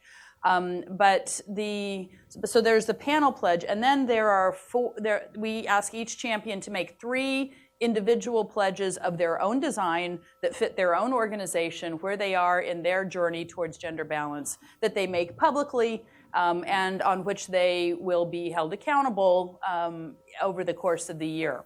And so we have right now 37 gender champions. Many of you are in the room. If you're a gender champion, raise your hand.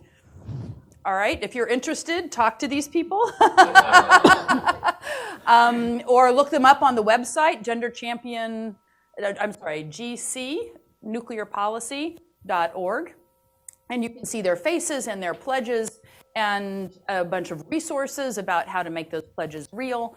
And so it's really been rewarding. We were able to launch in November of last year, and we just keep rolling along. You will recognize the names and faces on the page, and you will see names and faces that aren't there. And so we really are looking to grow this approach, which is, again, getting at the pragmatic stuff. What really is meaningful in terms of hiring, promoting, retaining, nurturing, building out the skills of empowering, recognizing, all of the things that being a champion does. And we picked the word champion because it is an active-oriented thing. It's not a passive thing.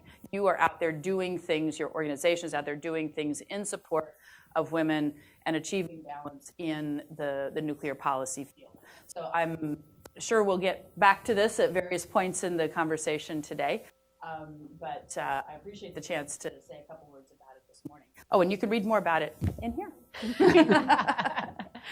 Great, thanks, Bonnie. Thank you. Good morning. I think it's still morning time. It's great to be here, and I especially like sharing the stage with my colleagues here. Heather, who I think I've known the longest, when we met each other at the closing days of the Conventional Forces in Europe Treaty. I told you how far back that is. And Laura, who I'm not even sure when we met. I feel like I've just known you somehow. It just who I've also known for quite a while. And then Chantal, who I met, I guess maybe 2 years ago. But when I was at the Ford Foundation, I funded your organization, and it's great to see that you're continue to do great work. I want to thank all of the folks who put this together, the funders, my partners and fellow organizations, and for all of you to be here. I started the organization Women of Color Advancing Peace, Security, and Conflict Transformation about a few months after I left the government in 2017 in September. And the reason I started is probably pretty obvious. There's not, it's really to increase the voices of women of color in the fields of peace, security, and conflict, because so many of the issues that we're dealing with in terms of peace and security and conflict affect women of color around the world most predominantly, but we're not really at the table developing the policies or in the discussions that lead to the policy decisions. And after being in this field for many years and being very often one of the few people of color or the only person, and starting out, not a lot of women, and fortunately there's a lot more women now in these fields. I felt that it was something that I needed to do. It's not just giving back, it's also making sure that I could do what I could do to try to make a dent in this area. So it was kind of a natural thing to do, and I was very interested in it, and I'm very glad that I did it. I've met some amazing women, and I feel like there's a cohort of young women of color who are in these fields, including weapons of mass destruction. So I feel very confident about the future. The organization really focuses on 3 themes. One is young women and bringing young women into the field. The second is mid-career women and bringing out the hidden figures who are doing the work that you don't really see. And then looking at institutions and working with institutions, foreign policy institutions that play a role in foreign policy decision-making and development. So we do a number of things, including mentorship programs, which I think is one of the things that we did a survey, and mentorship was one of the things that the respondents said is most important to them, and networking is important. Seeing other women like themselves who have been in the field, who have made it in the field, and sharing their experiences. We had an event last week where it really for young women, and many of them said that they really didn't know how many other women were facing some of the same concerns that they had. So unfortunately, we don't do enough talking with each other, I think, in DC. I think a lot of focusing on getting the jobs and things, but having an opportunity to do those things, I think, are very important. So the organization really is to be a place so that if you're a young person in the middle of, I'm not going to pick a state because I'm sure somebody's from that state, but a woman, young girl someplace, and you want to do something and you feel by yourself and there's no one else that wants to do that, you can go to a website and you can see just a whole host of women who are doing work in these areas, whether it's climate change or infectious disease or weapons of mass destruction, that there's women out there who are working in these fields, and to give them the confidence and to be the role models that so many young girls need. We also, we care, it's not just young women of color, it's people of color as well. But the focus is women because of what we experience in the areas of peace, security, and conflict. And one last thing, my background is weapons of mass destruction, but I did have the fortune of working in peace and security issues when I was at the Ford Foundation, where my portfolio was foreign policy, but I also had inherited something called conflicts.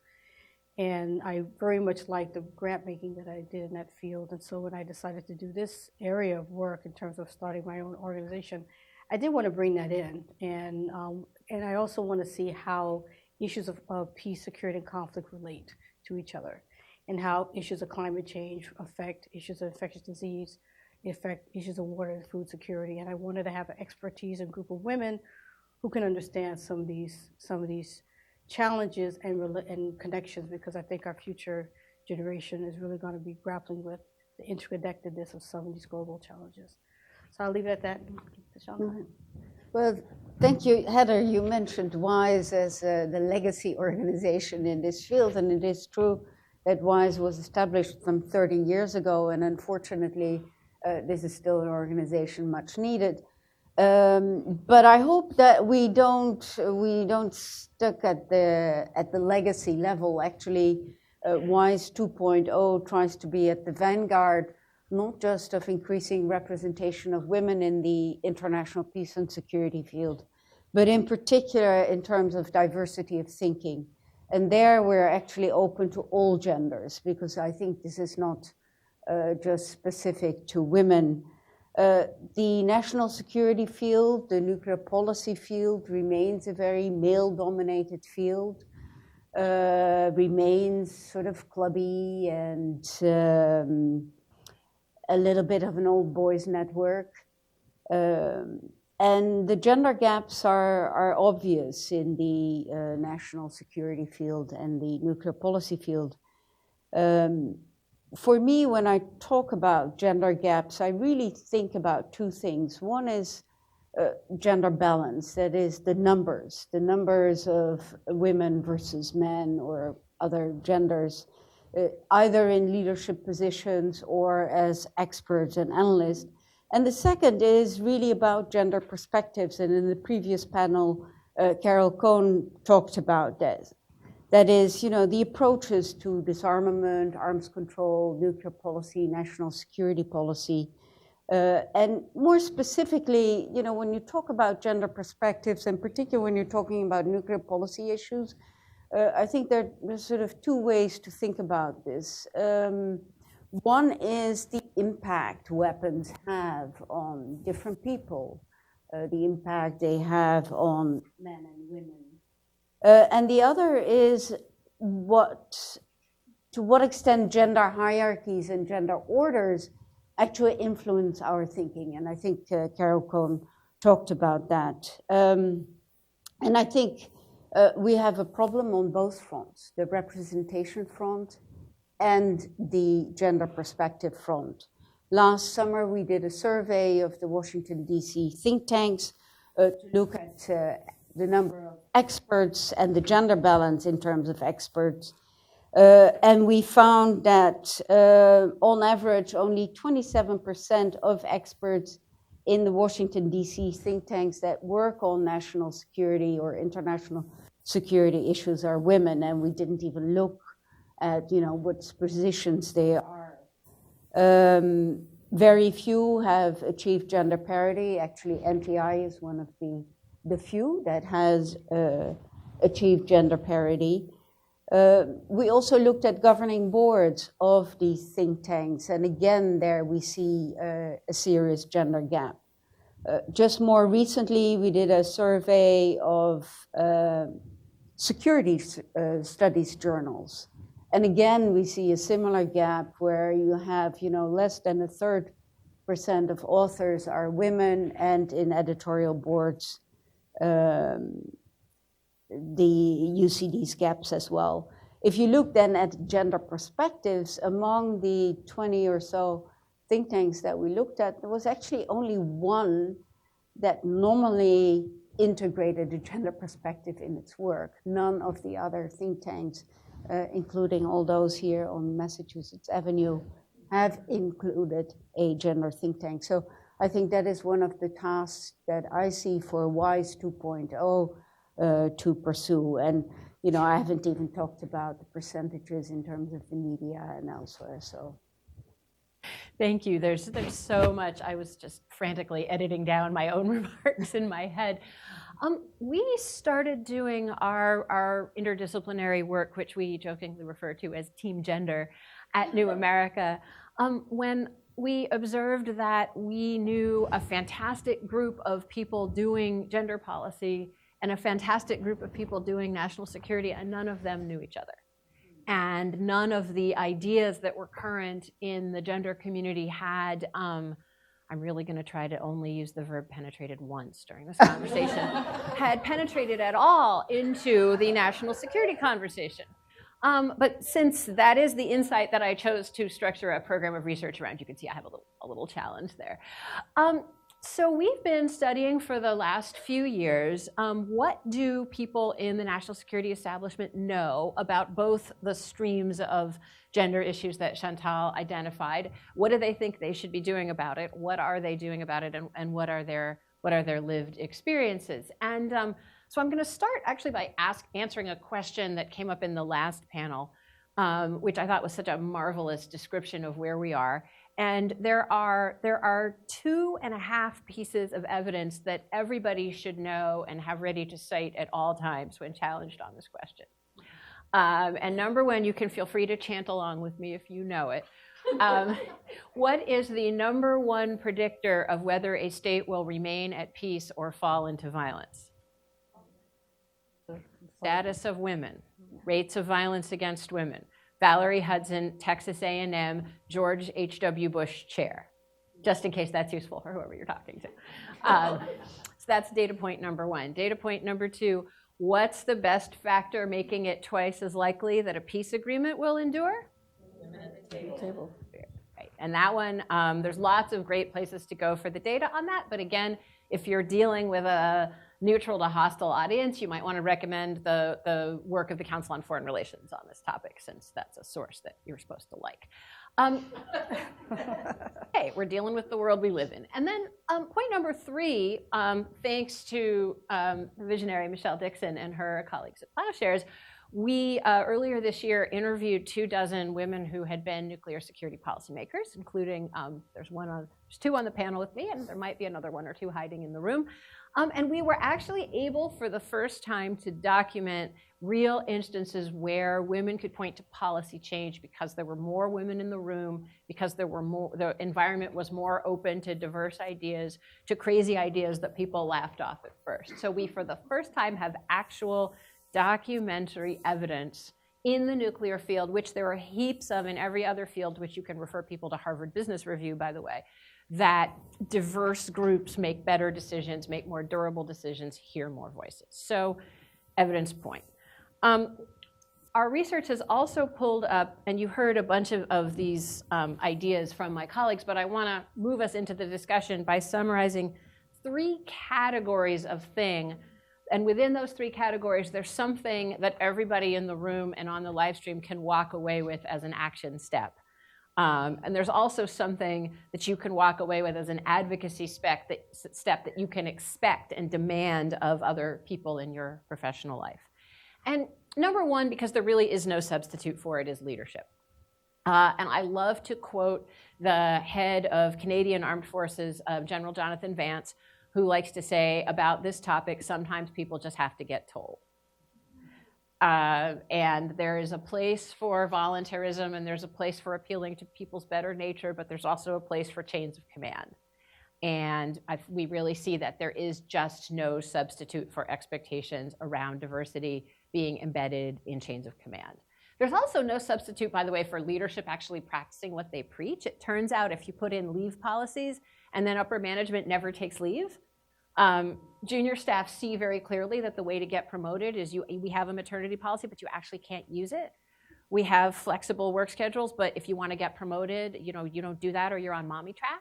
So that's on leadership, and it's on all of us in senior positions to actually behave in the ways that we say we want to see. So second is this whole large cluster of workplace policies, and many of those are very familiar. Family leave, childcare, thinking about hiring, flexible work, but a couple of others that you might not think about so much: performance reviews and promotion. Apparently your classic standard promotion panels and workplace reviews of the kind that all of us who worked in the federal government suffered through, those turn out to be terrible for diverse employees. They turn out to be really consciously or unconsciously tools for perpetuating the old boys network that Chantal talked about, and tools for perpetuating expectation around what's a good employee. A good employee is someone who makes me comfortable, who looks and thinks the way I do.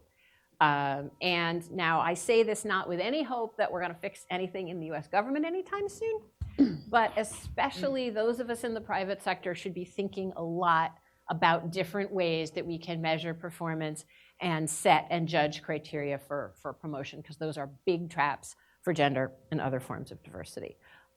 you also have got to deal with harassment issues. And this is one where, let's be honest, our field is still way behind. We have not had our moment of reckoning yet. Third, and perhaps equally important, is this question which was raised on the panel, which was also raised in the previous panel quite poignantly in the questions. What does it look like to be a professional in national security? Do ambassadors look like this? Do think tank leaders look like this? And Chantal rattled off a bunch of statistics about why this problem is still, frankly, a lot worse than we think it is. And surprisingly few institutions have gone the extra mile to say, we're going to devote time and effort to promoting our junior staff. We're going to think about who gets sent out for interviews. We're going to look at our reports and ask our report authors, hey, are you sure only men are worth quoting on this topic? We're going to have internal, the panel question has proved enormously vexed for many of us. I would not have predicted that one was so difficult, but it's still hanging out there. But panels turn out to be really only one facet of the way that institutions that thrive on thinking signal to the public whose thoughts are worth taking seriously and whose aren't. So that's my opening menu of concrete things. So I'm going to turn and ask each of you to think about many of the people in this room, including, frankly, none of us is the president of a think tank. None of us is, I fear none of us is going to be the Secretary of State or Defense anytime soon. What are the recommendations? Okay, I know, set high expectations. What would you recommend for folks who find themselves with some managerial responsibility but not enormous manager? What can you do when you can change maybe you can change your office, but you can't change your organization?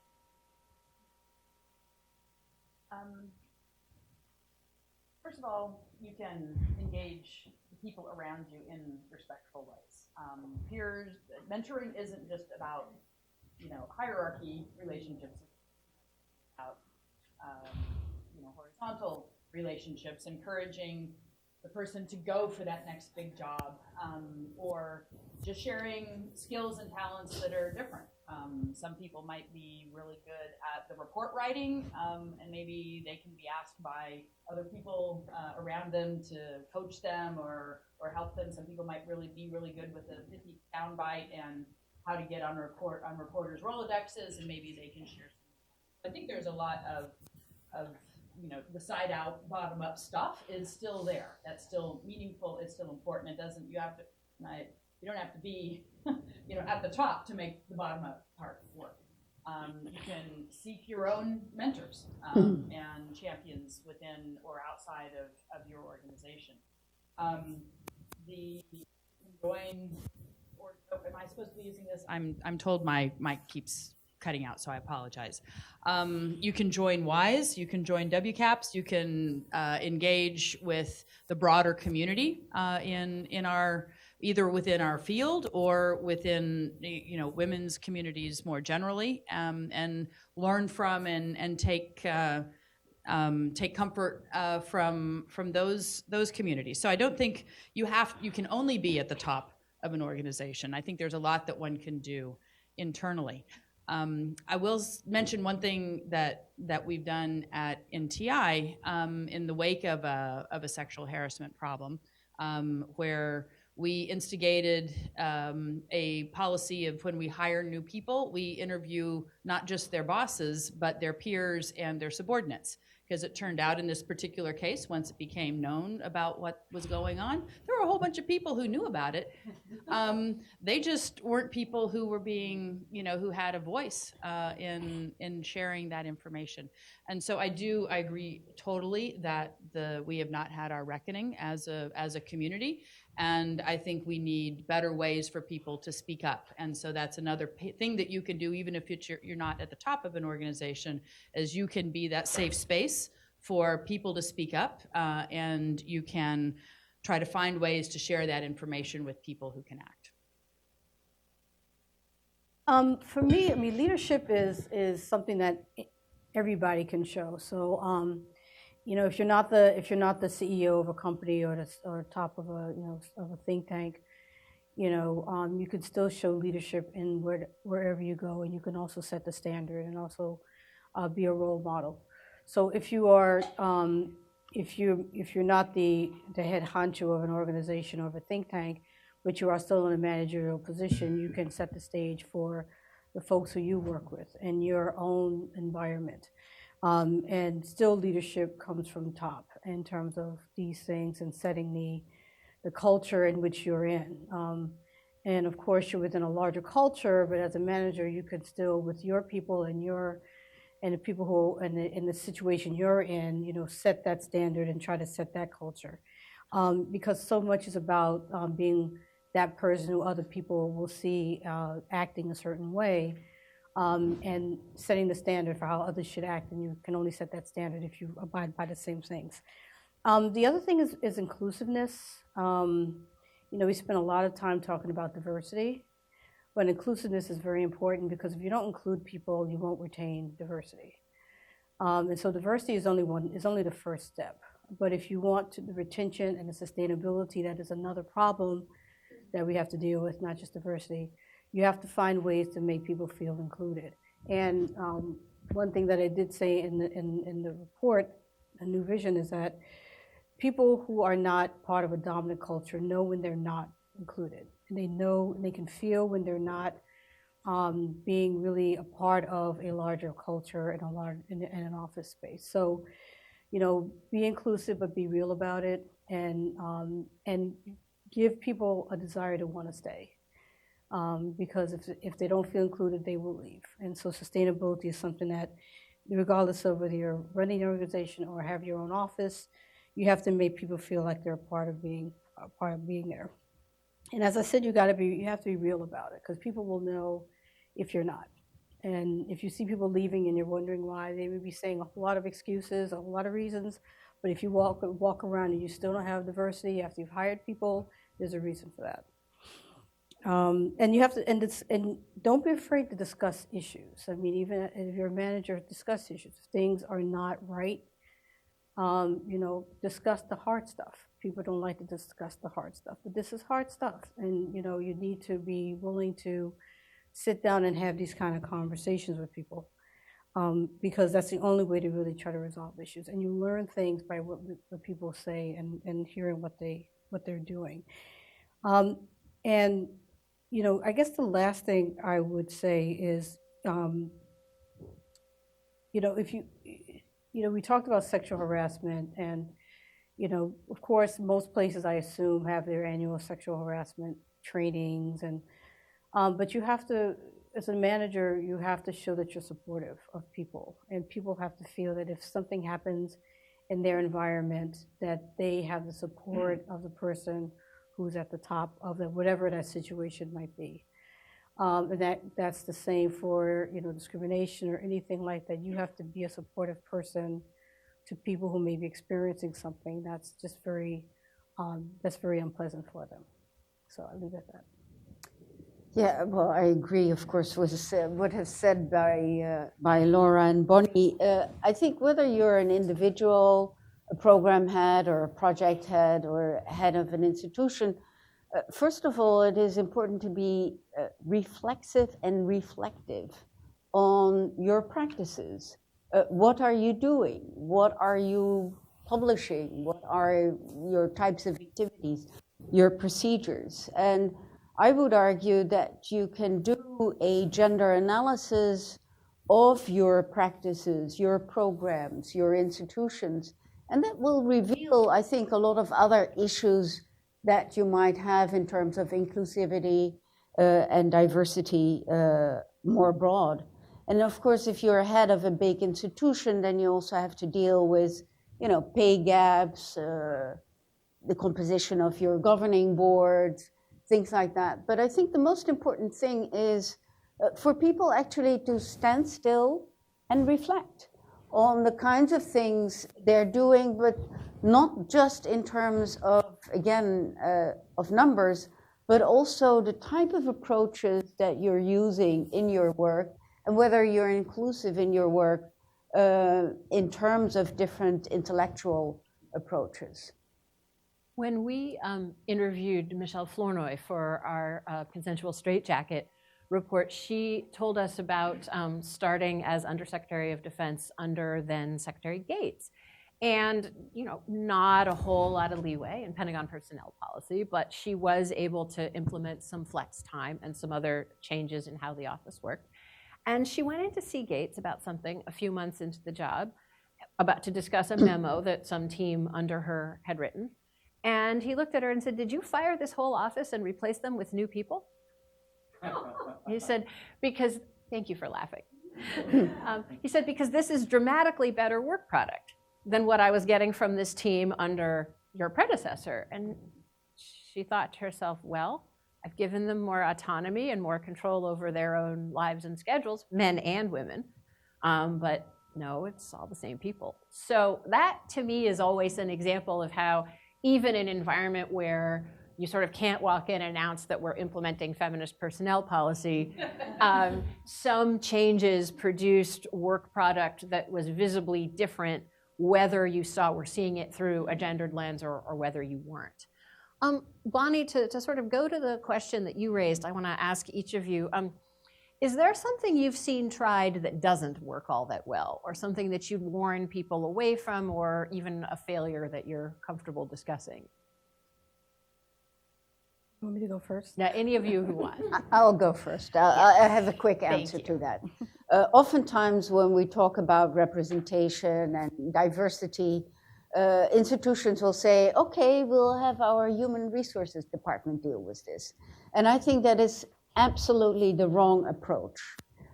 You need to have your program managers, the heads of the institution, the leadership of the institution be involved. This is not an issue for the human resources department. Some of it might, particularly when you're dealing with leave policies and equal pay, etc. But this really needs to be part of everybody's responsibility. So don't shove this off to the human resources department. I guess for me, the thing I would add is I had a conversation with someone last week, and we're talking about how to diversify. We're talking about think tanks and other institutions, and why some are more successful than others in terms of the foreign policy institutions that exist. And I started talking about, outreach to universities and colleges. And they were saying, well, one reason why some are more successful than others is because they don't take it as, I'm going to go, for example, I'm going to go to university and I'm going to sell my institution, and I take the time and the money to travel, but no one's signing up and no one's applying for the job. Why is that happening? And they get frustrated, and then they say, well, I'm not going to do that anymore, because why should I spend the money to travel someplace and try to recruit people to create diversity, gender and racial and other types of diversity when I don't get a response? And the person said, well, because they didn't really invest in doing it. He said the ones that are successful are the ones who make an effort to develop a relationship with the school or wherever they're going, to develop a relationship, to think about who they're going to be recruiting, to come back on a regular basis, and to really make their case so that people don't feel like, oh, you're just here for one day. Yes, this is a great place, but I'm not connected to it. Or why should I travel from wherever I am to Washington, D.C., or some other place to work, particularly if I don't get any money, if you're not paying me. But even if you are getting paid, why would I do that if I don't feel connected to it? I'll just stay here and work in this area or wherever the case may be. So it goes back to understanding that to make a change, you have to invest. And you have to really take the time to research and understand how to get someone to want to work at your place or wherever it is to help you create that diversity. So it's not a one shot, oh, I'm gonna do this and come, oh, my place is so amazing, you're gonna come work. You have to invest in it. You have to go back, develop a relationship, maintain that relationship, go back the next year, and those are the times when it's a lot more successful. So I think there's a common theme in what both Bonnie and Chantal said, and that comes to the notion that the thing you're doing in support of gender balance or in support of women is somehow a special thing that is only that thing. And so whether you're inviting someone to be on a panel, oh, thank God you can come, now it won't be a manel. Don't say that. Do it. But there shouldn't be just one person that's, saving it from being a manel. Things that, in how you signal, diversity hires. That's we are still dealing with people, and I had an engagement with it literally just yesterday, where somebody who suggested that creating a diverse or a balanced panel or selection process was somehow disengaging from quality. And that still permeates the conversation. And so when we talk about doing things that are beneficial, that are helping women, if you do it in a thoughtless way that creates a label that implies that person is only in that role because of their female status, then that undermines everything else. But I think what I'm hearing, and whether it's the example with Michelle or everybody else, a lot of this comes down to good management. And it's astonishing how many of the things that are in the list of steps you can take in the gender balance, in the Gender Champions list of sample pledges are things that are good for everybody. And Michelle's experience shows that you give people autonomy, you recognize talent, you do it in a way that is understood to be fair. Everybody thrives. Now, at some point, we will get to a point where it does become zero sum, but we are so far. We are so far from that point that there is a lot that can be done that can bring entire organizations along, not just the women within them. And let me one quick, just to respond one time, is a lot of it is, I think, and you heard this phrase of unconscious bias very often, and a lot of times somebody may really have good intentions, but they don't understand themselves how they have been culturalized to not see things. Or if they're in a privileged class, they don't understand how their situation is different from others. And sometimes it's just a matter of helping them understand, and it could take, depending on who it is, it could take a long time. But, just understand why it's about their perception and you have to go deeper and help them understand that what they believe is based on the fact that that there's a certain viewpoint and a certain culture, and and having to understand that there's these biases out there that they may not even be aware of. So even the ones who are helpful may not see that.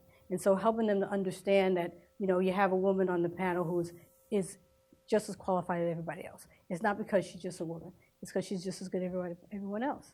And so they may have just a bias about understanding that they don't even see it that way sometimes. So I just wanted to throw that out because it's a phrase you hear a lot about unconscious bias, but it really, for some people, it really does matter to help them understand where that comes from. And then once they understand that, they can get better at understanding how they can fix it.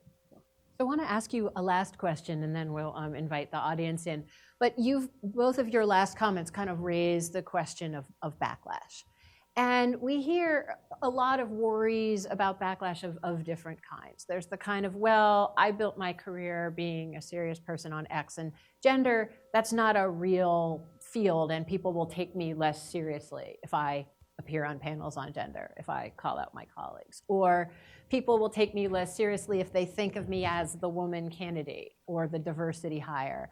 And so I don't want you stressing hiring diversely, because then people will think that I'm not there on my merit.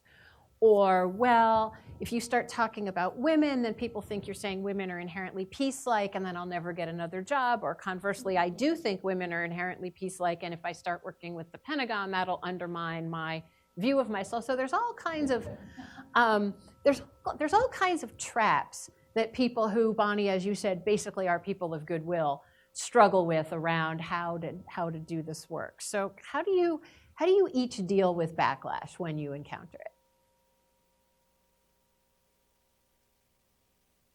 I don't deal well.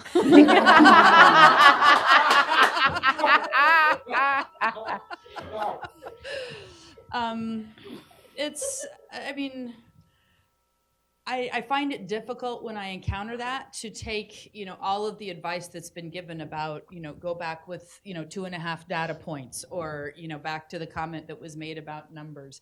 And, I kind of resonate with what was said on the previous panel about, sometimes this is not something that can be argued out of. I'm trying really hard. I work a lot on the intersection of nuclear security and nuclear energy, and there's a really talented woman I work with on science communication, and and I've learned a phrase that the deficit theory. Does anyone know what that means? Is that? Yeah, see, I didn't either, but it's a very common phrase and theory in science communications that you think that you can change somebody's mind just by explaining things better to them, that the reason they don't see your point is that they don't understand what you understand. And in terms of nuclear issues, this is a super big problem. But because we work on nuclear issues, we also, I think, sometimes approach the gender issue with the same model of, if you just knew what I knew, if you, if I could just explain you out of that antiquated perspective. And I'm not suggesting that one has to validate or sympathize with whatever it is that has brought somebody to a viewpoint that is, represented in backlash or other, discriminatory behavior or so on. But I think we need, as a community, to figure out how better to get to those folks when the deficit approach does not work. And that's something I'd like to see some explicit research on. And we've tried it, and we were talking a minute ago about what doesn't work. And well, would you treat that woman that way if she were your mom or if she were your sister? It's like no, women do not exist merely as adjuncts to a man. You don't have to be related to a woman to know that you should be treating them as a human. And yet this is, we've all heard it, right? We've all heard it. And so I think this is a challenge of how do you find that point where you can understand where that's coming from and where we can touch that concern in a way that is more persuasive to people who aren't already where the folks in this room are.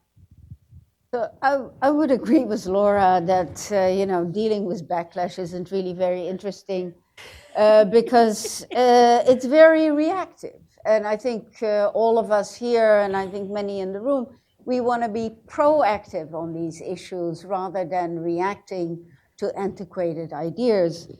Where I would disagree, or maybe not, but maybe a little bit with Laura, is that I do think when you look at the research that is being conducted on nuclear policies, arms control, national security in general, the approaches are still sort of the mainstream approaches are the ones that are dominant, and they're not very open to other kinds of approaches. So I think having more opportunities for other approaches to be more widely known, to be more widely distributed, disseminated, I think is an important thing. And I guess for me, there's different types of backlash. One backlash is, getting backlash from men who react to a feminist or a female or a point of view that's different from the dominant viewpoint. And a lot of times that can be part of feeling threatened about their space or feeling threatened about the fact that the privilege might be taken away. And so that's one type of backlash. And for me, that's just, you're not hearing because you don't want to hear. You're not hearing because you don't want things to change. You're not hearing because you're comfortable with the way things are. The other kind of backlash is what Heather was saying which is, what if I get backlash because I'm a woman and I want to talk about peace, and what the reaction to that would be. And in that one, it's still, in a sense, what you're dealing with is somebody else's issue. You know, it's somebody else's problem with where you are. It's somebody else's concern about what you're saying, or somebody else's perception of where you should be and what you should do and what you should say. And so then you have to make a decision, am I going to be affected by that or not? And I think, you know, when you get older, you get a lot more resistant to that kind of stuff, and you realize that, you know, I know my voice, I know what I say, I know what I believe in, I know where I'm going. So I can recognize that what I'm hearing has nothing to do with me. It's all about you and your concerns about where I am. And when you can separate that, then you can go on and do what you want to do and not worry about the fact that somebody has an issue with whether you want to be a woman talking peace, or a woman talking feminism, or a woman talking nuclear weapons. You know, it's what you want to do, and they're putting their issue on you to prevent you from doing what you want to do so that they feel more comfortable. And the thing is helping young people and young women understand that, you know, and helping them it's constantly trying to give them the confidence to understand that what they see and what they feel is fine, and that what they're reacting to is not them, it's somebody else. And so constantly having conversations, opening spaces for those kind of conversations, opening spaces to test the theories, to test the perceptions, and for them to hear their own voice is important. And it doesn't change. There's not a point that I think when you're young, you have to keep hearing that. Because those things are going to constantly be out there, no matter how old you are, because that's part of the culture. And so you're always going to be fighting against that culture. And so helping young women to early on in life to understand their own voice and hear their own voice and understand where it's coming from, and then keeping that lesson as we grow older. So. Boy, I wish I'd known you when I was even younger. Let's take 3 questions. Let's start over here with the woman in the burgundy blouse. Hi, I'm Xanthi Sharp with the Fuller Project for International Reporting on Women. Thank you so much. This is an incredible discussion. For Ambassador Jenkins and Ambassador Holgate, I'm interested in the storytelling about what you've seen, particularly if there are stories from the international arena where other countries have brought delegations together, commitments have been made, and maybe you have seen some movement towards more gender inclusion, and has that connected to any outcomes or changes in the way that you have worked with those delegations in your work in U.S. policymaking? Thank you. Thanks. Anthony, can we get you next? Hi. It's on. Okay. Anthony Wire, Friends Committee on National Legislation. I want to ask a kind of skunk at the garden party question, and it's about transparency in pay and compensation. Because I happened to work in the Senate at one point in my career where actually salaries get published. And what it meant was that, and I only found this out later, but a female colleague could report to me that every time she got a raise, she watched as a male colleague subsequently got a raise to put him back above her. But that's actually quite exceptional that any manager or organization would actually expose themselves to that kind of personal accountability. And so there's lots of reasons why organizations don't like to tell everybody else in the organization what they're paid so that everybody else knows. But I'd be curious to get your thoughts as to how damaging that is and how fundamental that is and how important it is to change that practice. And let's see, we will take, if you do them quickly, we'll take both those 2 back there, please. Hi, my name is Ursula Veles, and I'm originally from Poland, and seeing the panel of supporting women so much is great, because in my home country it's not like that. But the question is a little bit to poke the panel, like poking a bear. We're talking about men not including women in so many panels about security. We're not having any men in the panel, which actually striking me that we're doing exactly the same thing. We're not including men, boys, teaching them like that it's not only teaching women and young girls, it's also teaching boys. I know my brother, who always saw my mom, who was a very strong woman. How should we avoid turning into something we're fighting with? Hi, Matt Corda from the Federation of American Scientists. Just thank you so much for this amazing panel. It's really brilliant, just like the last one. And something that I'm really interested in, that I'd love to get your perspective on, is how we can tackle elitism in this community. Because I think we, as a community, we tend to throw out the word expert quite a bit, and I'm really interested in that idea of expertise and how it's inherently exclusive. I think about it a lot in terms of like, it's just like electability, right, of a particular candidate. Experts look a certain way, they talk a certain way, went to a specific kind of school, make a specific, type of income. And so I'm really interested to know and get your thoughts about like, how do we fix that? Do we like get rid of the term expert entirely? Do we try and like train ourselves out of using it? Or is there a better way? Thanks so much. Thanks. And because I would never, ever want to discriminate against him, the last question goes to Joe Cirincione.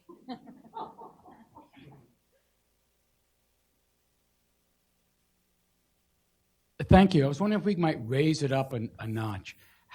We've been talking about how we do this institutionally in our own institutions, but things we have control over. Is it possible to change the whole system in Washington? Is it possible to make it the norm that there are no manels anymore? Is it possible to restore the trend that we saw going on in 1997 when Jessica Matthews became the first woman president of a major think tank, and we all thought, well, here we go. Well, we didn't go. Didn't. So is there a way to do that? Do we need to be more assertive about this? Do we need to call this out a little more? Solutions for the larger institutional problems. Okay, that was 5. That's another hour worth of panel right there. So who would like to jump in on one or more of those fabulous questions? Well, to start with the last question, Joe, yes, I think we need to call it out. And that's one of the reasons that why I started a scorecard initiative, looking at what the institutions are doing. The leadership of all these institutions are saying we're in favor of gender equality, we're in favor of diversity. But then when you actually look at the numbers, sometimes the leadership is a little surprised, which also shows how little some leaders think about the practices of their institutions. So I think having a watchdog, likewise in, say, for the think tank community, is an important role that we as a non-profit organization can play and hold people accountable. Not in an adversarial way, in a, I think, friendly way, in a cooperative way. We can suggest ways how institutions can better themselves. So I think, yes, we can absolutely change it, but it requires will from the top down to your junior staff members. Because if you don't get your whole staff involved on this issue, you're not going anywhere, even if you are a strong leader in your institution. You need to get everybody on board. And so, but it's absolutely possible. I don't see any issue with that. Did you? No, go ahead. Transparency, good thing. Always a good thing. I think that if I understand your question correctly, I think the more that you have that kind of openness and you can actually see what's happening. I mean, accountability is always important. It's always good to have accountability. It's always good to know what the numbers are. I think that if that's what you're asking, I think that's a positive thing, to do that kind of transparency. For Joe, it's about culture. It's about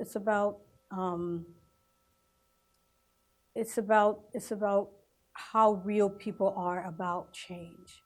And I think it's easy when things are hot and a topic is hot for people to jump in and say, oh, we're doing it too, we're changing too, look at us, we're also on the bandwagon. But the question is, okay, yeah, but are you really on the bandwagon? And are you just really jumping on because it's the hot topic right now?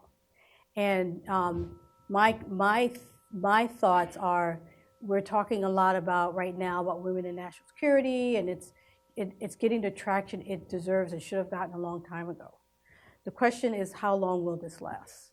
And the question for me is, will this change if we have, a change in administration who, not getting political, but, maybe that may be more positive about women's roles.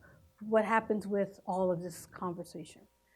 And then do we just let it go and then we find out a few years from now we're back here again? So is there a way to institutionalize it? We have to ride the wave and lock it in.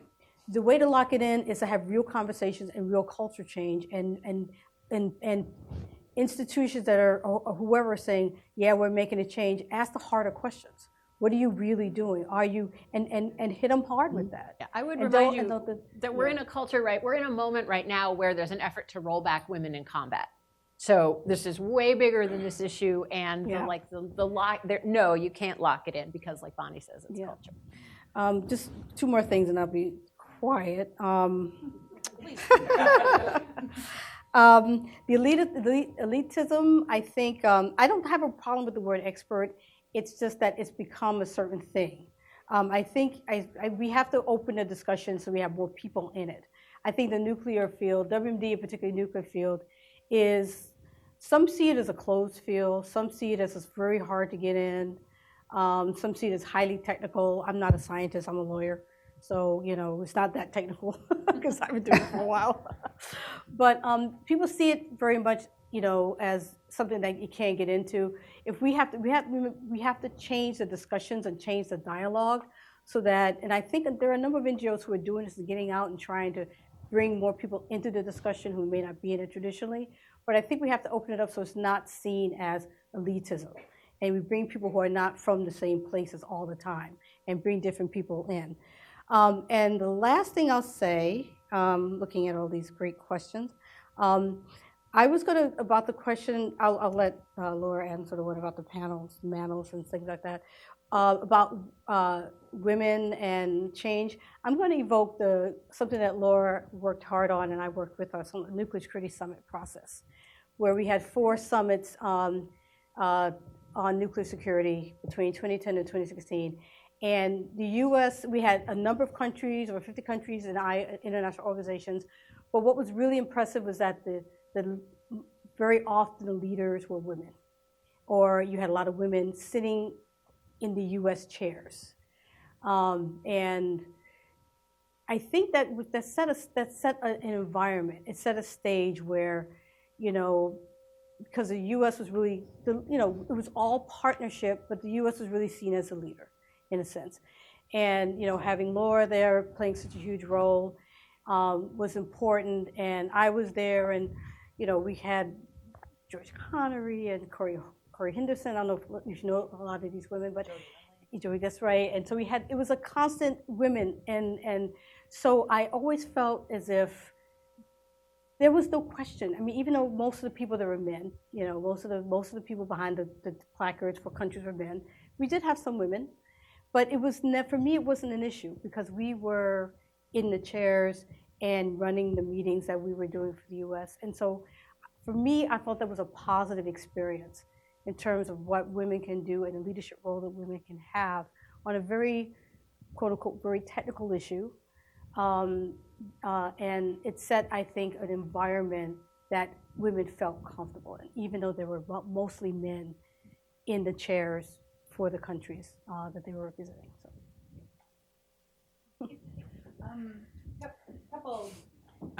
Couple things. On the elitism expertise, I'm going to second Bonnie's point. I mean, this stuff is hard. You need to study. You need to know you need to know what the issues are. But that doesn't mean we have to be stuck with the canon, with the syllabi that are haven't changed since I was a grad student. With the sense of who is the expert. So I think it is this problematic connection between elitism and expertise. I'm perfectly fine with the smart people running the country. I miss those days. That's okay. But it doesn't mean that smart people can only be one type. And so I think the more we broaden the sense of who can be an expert, that we broaden the paths to expertise, and that we broaden the nature of expertise, the more effective our policymaking will be. To Joe's question, I have a very specific proposal. We have a federal workforce crisis, of which the challenges of women in the federal workforce or diversity in the federal workforce is just one small piece. I would suggest that the candidates for president specifically say that they will have, I don't want to say a czar, we've had conversations about czars before, y'all know how I feel about that, but that there be a specifically empowered person, whether you choose the OPM head to be this, but where we need to change, like massively change federal personnel policy. And that needs to be, that if we're changing the whole thing, it gives us a way to adjust the problems with diversity. But we have, people retiring in droves. We have mistreatment in things like the shutdown, the federal shutdown. We have difficulty attracting expertise. We have difficulty, keeping people in a federal position over time. We have a retention problem. And so we need to take those on as a collective set of issues, and embedded in solving those issues. To solve them well, you're gonna have to solve the diversity challenges as well. So I think the federal government has, in this city, if you're talking about sustainability, the federal government has to lead the way. But I also think that we, as and those of us outside government, leaders, and you do this, Joe, you need to be talking to your peers. You need to be holding each other accountable, and that's what Gender Champions tries to do, is to provide a basis of, when one encounters each other, to say, how are you doing on your pledges? I'm really proud of this little thing that we got, but I'm kind of stuck over here. What are you guys doing? And to be willing to call each other out, not necessarily in public, but in ways that are most meaningful, because I think that peer-to-peer expectation is one of the most powerful tools we have. And I experienced that in the White House. When everyone between me and the president was female in my chain of command, and that was pretty cool. And there was a time when I had 7 women on my team out of 8, and everyone between them and the president was a woman. So we know that those peer pressures can be used in a positive way. I want to say 3 quick things. One is, although second term Obama national security was pretty amazing in the way that Laura recounts, overall, the numbers are not that different at the agency level, administration to administration. So Democrats have no business patting themselves on any parts of your bodies or anyone else's body about this issue. There's still a lot of work to do. On transparency, I think that's a really great point to sort of loop us back to the opening panel and the point that Carol Cohn made about numbers not solving problems. I'm sure I'm not the only person in the room who has discovered that I was on the bad end of a pay disparity and had the person say, yeah, so what? And I think your point is a good one. So transparency is great, but again, it doesn't solve anything. And I also want to be sure that we talk about the question that was raised about, single gender panels in general. What are we all doing up here? How do we think about the role of men? 2 points. We do have an enormous crisis of healthy masculinity in this society. There is also, by the way, really good evidence that healthy masculinity, or lack of it, is also a tremendous contributor to conflict, radicalization, and extremism. Valerie Hudson again, Hillary Matfess. So those are very real, important issues. And it would be great if some people walked out of here today inspired that that's what you want to go work on. Because, and I hope this is kind of a useful summary thought, we're used in the nuclear field to thinking of ourselves as a pretty small, closed-off group. As was noted earlier, we like to use words like priesthood to describe ourselves. But both the substance of our policy issues and these issues that we're struggling with are all issues that don't sit inside our field and aren't going to get fixed without broader society getting fixed. So a healthier attitude toward expertise, a way of defining how you get access to the sacred rites and rituals of the priesthood that gives access to more people, a broader definition of what security is that makes the tent big enough that it's easy to build tables that look like this one, or frankly more diverse in other ways, so that we haven't all known each other for 20 years. Those are all outcomes that are also going to bring us better nuclear policy. So thank you all so much for coming out, for staying out, and for asking really challenging questions and giving us an excuse to hang out.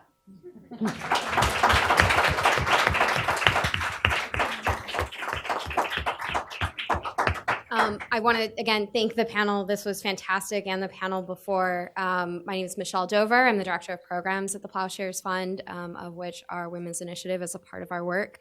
And I want to especially thank, as we're closing this, our partners, foundations, NGOs, those who've been working on this for many, many years. Just that was the basis of this.